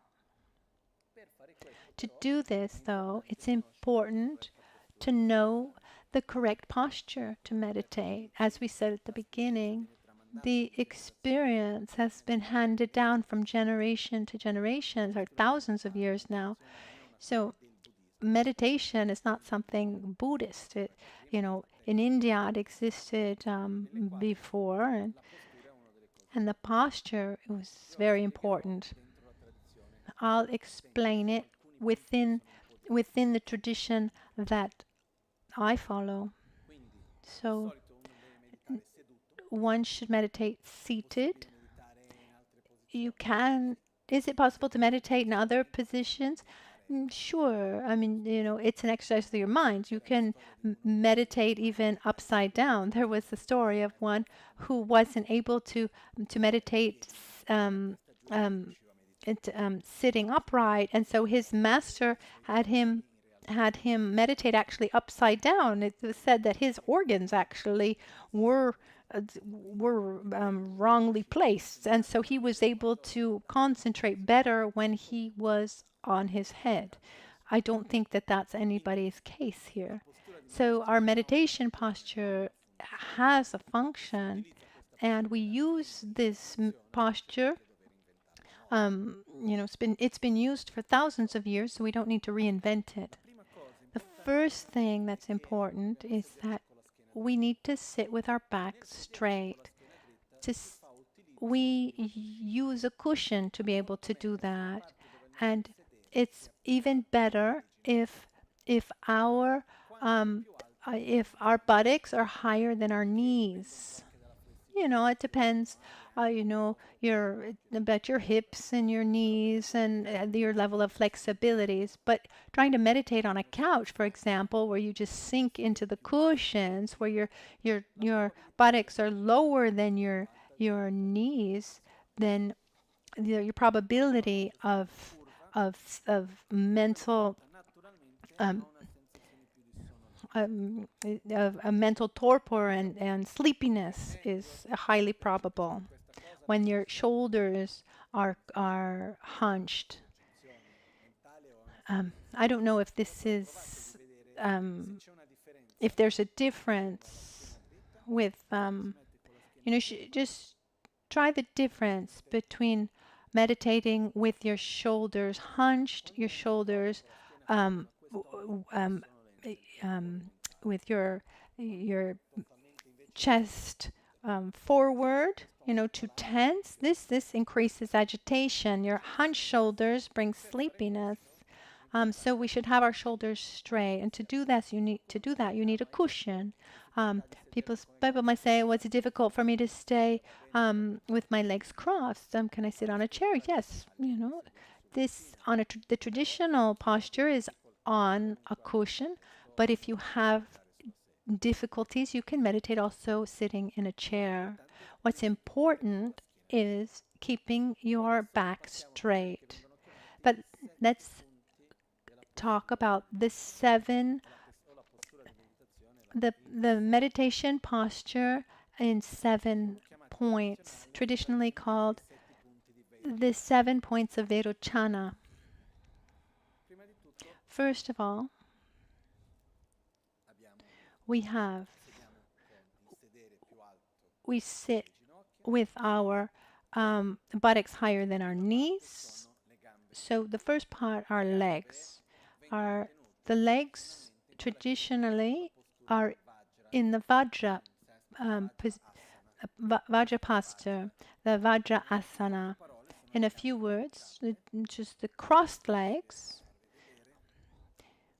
So what we say, full lotus position. Can you see more or less? So this is a traditional posture. Here we have both feet on both thighs. Why is this the best posture? Because once I'm seated like this, without any effort, my back is straight. Naturally, my back is straight. But let's remember something. The, remember, when they talk about the position, they say sit in a comfortable position. Because if I sit like this, and if it hurts too much, where does our mind go? Our mind goes there. And I don't want to meditate on the pain in my knee. That's not what I want to familiarize myself with. So that's not right. So if this posture, I mean, I'm used to sitting like this. Um, I've been sitting like this since I was a child. So for me, it's normal. Yeah. Um, so maybe it's very difficult for you. There are things that I see you do here in the West that for me is really difficult, like putting my legs straight in front of me and trying to touch my toes. I mean, if I get to my knees, that's already a lot. So the point is, if this posture is too difficult, there's no point, there's no need to force it. Of course, there are exercises and yoga positions that can help you reach this position. And it's said that between each knee, there should be the distance between the elbow and the hand. This would be the precise, correct position. And the hands should be at the right height. When you're sitting in this position, then the hands are at the right height. But then there's also like a half lotus position, the half lotus, a half vajra. So it's not just in the West. I mean, it exists. So one leg is underneath. So here I've got the left underneath and I've got the right on top. Personally speaking, this is the posture that I prefer. When I sit down, normally I sit like this. So the right above the left. For me, this is the ideal posture. If that's too hard, you can sit just with your legs crossed, both feet underneath. For me, it's not comfortable, personally speaking, but it's important. It's important for us to see how we're made and our own habits. I realized something about myself that made me laugh as we were doing this retreat of Tara. Most of the time, I was with my feet without my socks, which is strange because I usually always have socks. And I realized that it's a few days ago when when it started getting cooler and I had socks on again, I was more comfortable, and I realized that with the socks, independently of the weather, with socks I'm more comfortable. Just to say that everyone's different, you should see for yourself. So here we have the right leg above the left, or normally the right above the left, but it also can be the opposite. So in this half lotus posture, this is the legs. In Thailand, for example, they have one leg in front and one leg behind. I've sat like that a couple times. For example, like during a retreat when my thigh started hurting, and so all the tension was there, and so I tried to put one leg behind, and I was comfortable. It really worked well. To say that this part of the meditation posture, this adapts to the body of each one or the habits of each one. What's important more than anything is keeping our back straight. But this is when we sit in this way, that helps us keep our back straight. I invite you all just to have your own experience, and you'll see little by little where you feel well. So one legs, two back. For our back, imagine that where there is the fontanella, imagine a kind of string that just is being pulled very gently, and as it's being pulled, it keeps our entire spinal cord straight. It's not, our back is straight, it's not curved, and it's not tense.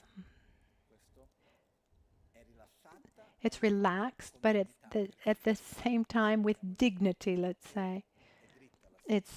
Our back is straight. This is fundamental it's fundamental to meditate. It's hard to meditate well with your back curved, slouched, or so. Number 3, the shoulders, they shouldn't be forward, and they shouldn't be too far back either. The shoulders should be relaxed, a natural position, relaxed. If we see, I realize, for example, sometimes we sit down, it seems like our shoulders are relaxed, but when our shoulders are not relaxed, there's tension. The tension that little by little creates pain. So we need to also know how to relax correctly during our meditation. And when we sit down and we don't have a lot of experience, we just moving a little bit before. This helps us get into the right position. What about our hands? The hands, there are different possibilities. The traditional Tibetan way is where we have the right hand on top of the left with the 2 thumbs that meet at the height of the navel. So now I have, for example, my thumbs that are touching my belly button, my navel. If we're in a complete lotus position, then it's the right height. Instead, if we're something that I found that's very useful, what you can do is put a kind of shawl on top of your lap, or a sweatshirt or something, and that creates a little bit of volume and height. So not too much, but there your hands are then resting at the right height, and so sometimes if you don't have anything to rest your hands, you create a tremendous amount of stress in your shoulders, like holding up your hands at a certain height. No, they're resting at the right height.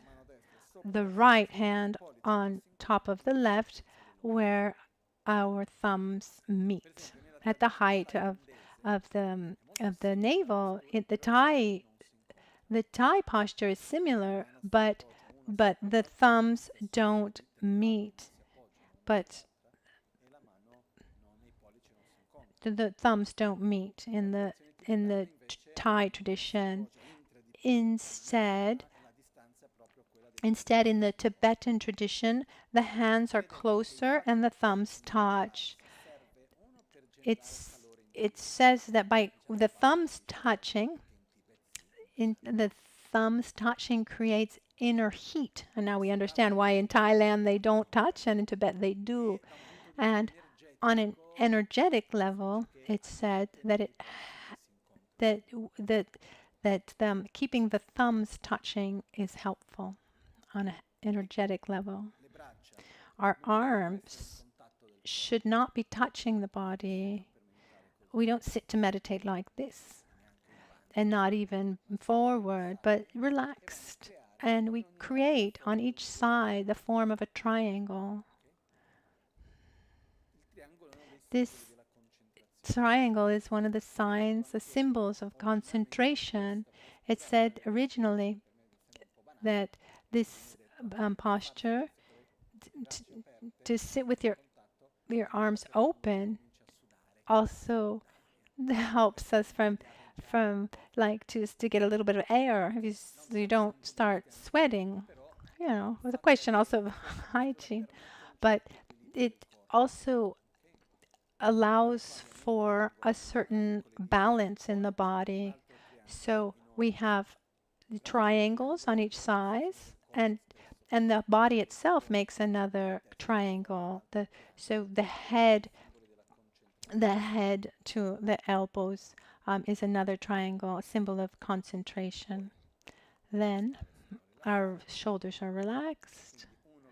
One legs, two back, three shoulders, four hands, five head.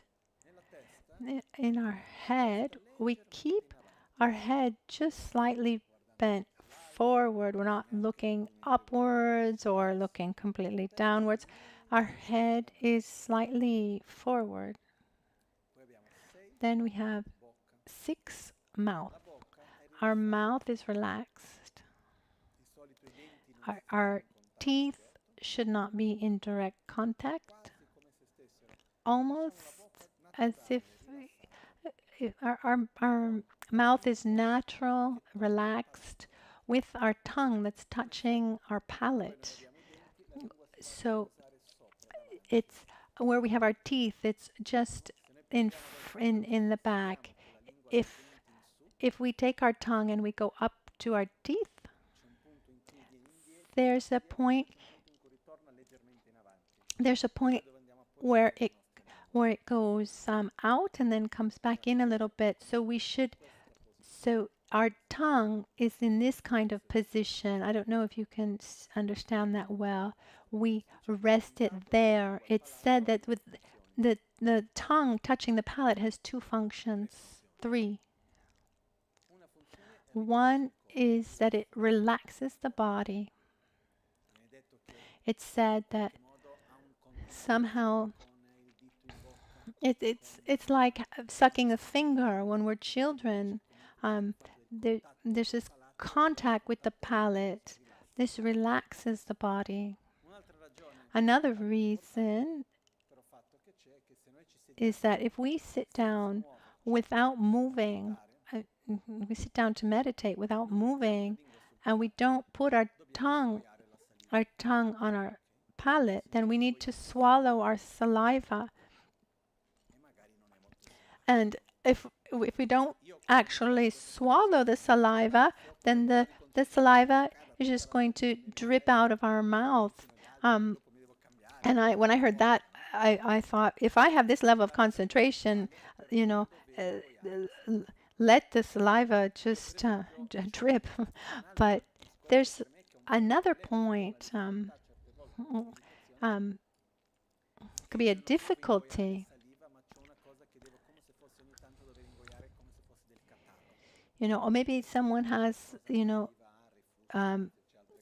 maybe someone has some kind of gastric reflux, and so and in that case, keeping your tongue on your palate, that's not enough. It's not enough. Then one actually has to swallow for this kind of reflux.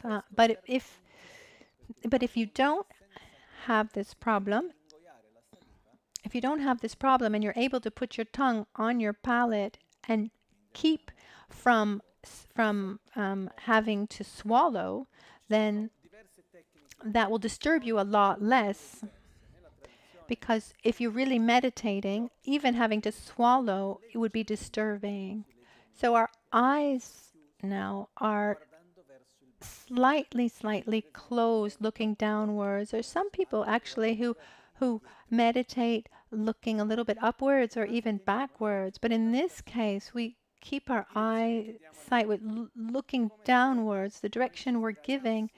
It's as if we were laying down in front of ourselves, and that distance in front of us of where our head would be, maybe 1.5 meters, that's where we place our gaze down. So we're not seeing anything in particular, but our eyes aren't completely closed either. And we direct our sight towards, we downwards. Nothing is in focus. So our eyes are slightly open. At the beginning, it's a little bit difficult, but afterwards, it really helps because if we keep our eyes really closed, that's going to generate a lot of mental um, torpor. It's at the beginning, our our our main enemy at the beginning is agitation. So at that point, keeping our eyes closed seems like is helpful, but then later, this foggy mindedness of torpor can come once we're a little bit more trained in meditation. So it's best to keep our eyes slightly closed, but not totally closed. So 7 were our eyes.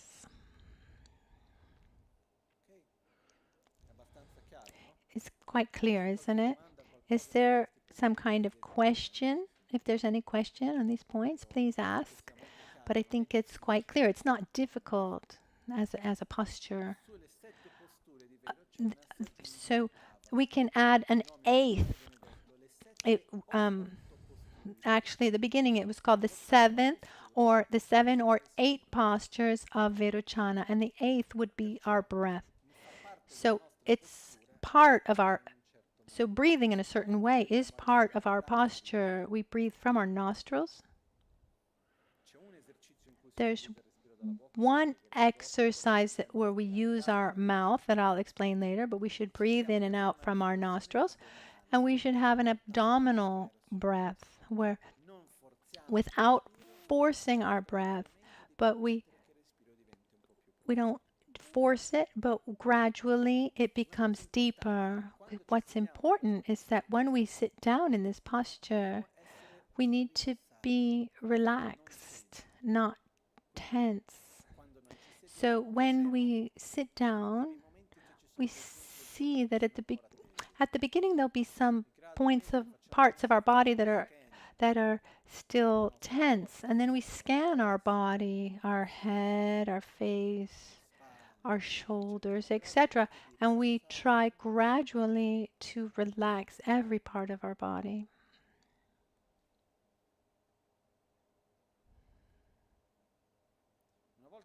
Once we have this posture, this first exercise is to not move. I just sit like that and I try to stay as long as possible. I try to say, okay, I'm going to stay as long as I can. Doesn't matter if something disturbs my attention because I'm not concentrated on anything in particular. I can think about work or I can think about the soccer game. We're not meditating. We are training our body, allowing ourselves to be still.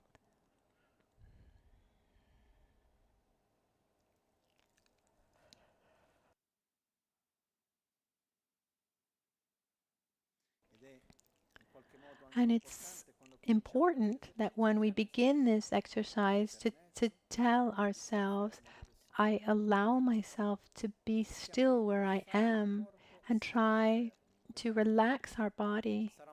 Being still, and there'll be moments where we want to scratch somewhere, and we know that if we scratch that itch, then it's never ending. We need to allow for that sensation to pass. And if we're not able to manage that, then there's no rule like, oh, you did this and now you've done it wrong. We're familiarizing ourselves. So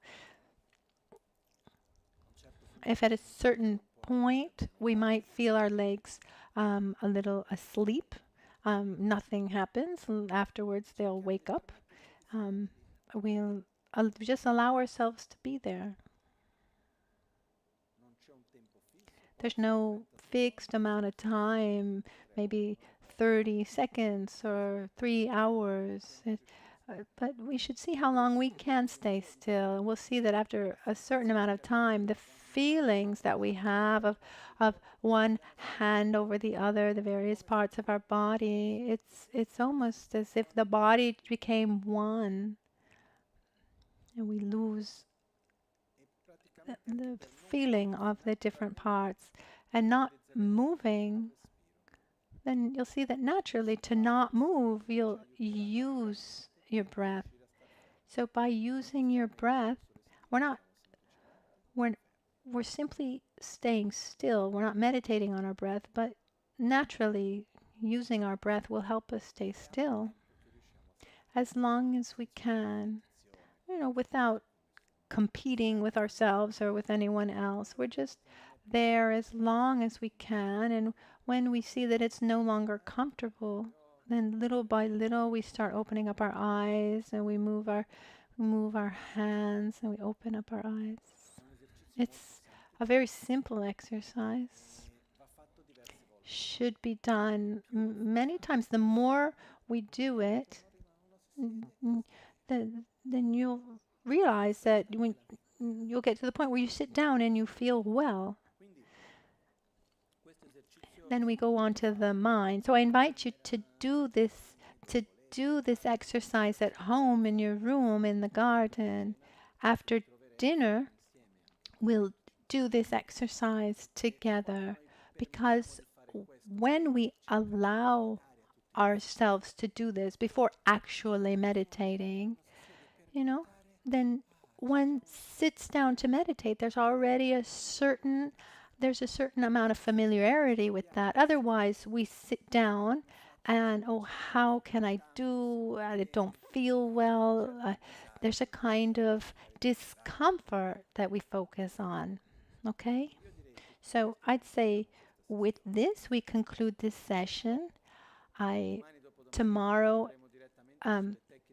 tomorrow and the day after, we'll go directly on to the specific techniques of meditation without explaining why. But the fundamental point for today was about falling in love with a peaceful mind, familiarizing ourselves with these positive aspects of our minds to transform our lives. And there's some very simple passages. And what's beautiful is that these are steps that have been taught for centuries, and they've worked for centuries. And of course, knowing how to meditate is not worth much if you don't actually meditate. So we want to sit down, allow ourselves to sit down and meditate. To many people, this brings sleepiness, especially if someone has a kind of hidden tiredness. If someone is constantly running, once he sits down and relaxes, it can happen that one becomes really, really tired and sleepy. And one should allow oneself also to rest. It's also important. Just to conclude, if one says, "Oh, I try, I am not able," um, you know, you know, um, then I think that since beginningless time we've been trying to meditate, and beings have tried. It's a gradual process. Even Buddha himself, I mean, I wasn't there, I don't know, but it's a gradual process. It's not that, oh, I need to meditate well right from the beginning. No, we with kindness, but also with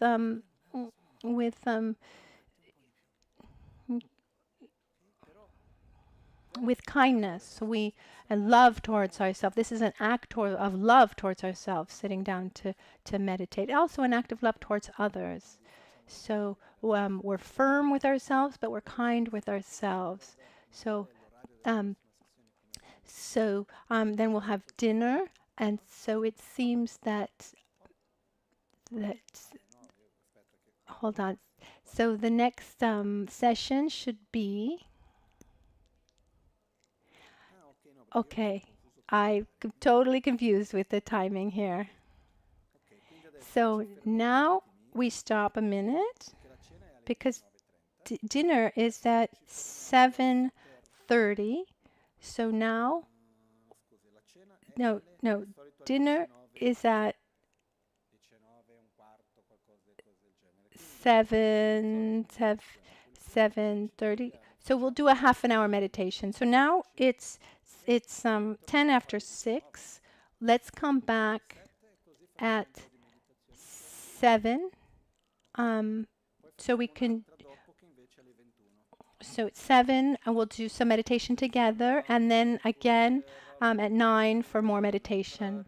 le chokchur ge padang losan tempe drume sasum ki drowe munsela tatu ne gyur chi kewa kuntu yanda lama dang dralme chuki pela long chi sadan lamge yente rabzone dorje change kopanyur tobo shun. Vivito nelle pause. I invite you during the breaks to say what is necessary and beneficial and what is meaningful. Take advantage of the forest, the beautiful environment around us. Allow yourself the time to digest what we've looked at today, and I'll see you at 7 o'clock. See you at 7 o'clock.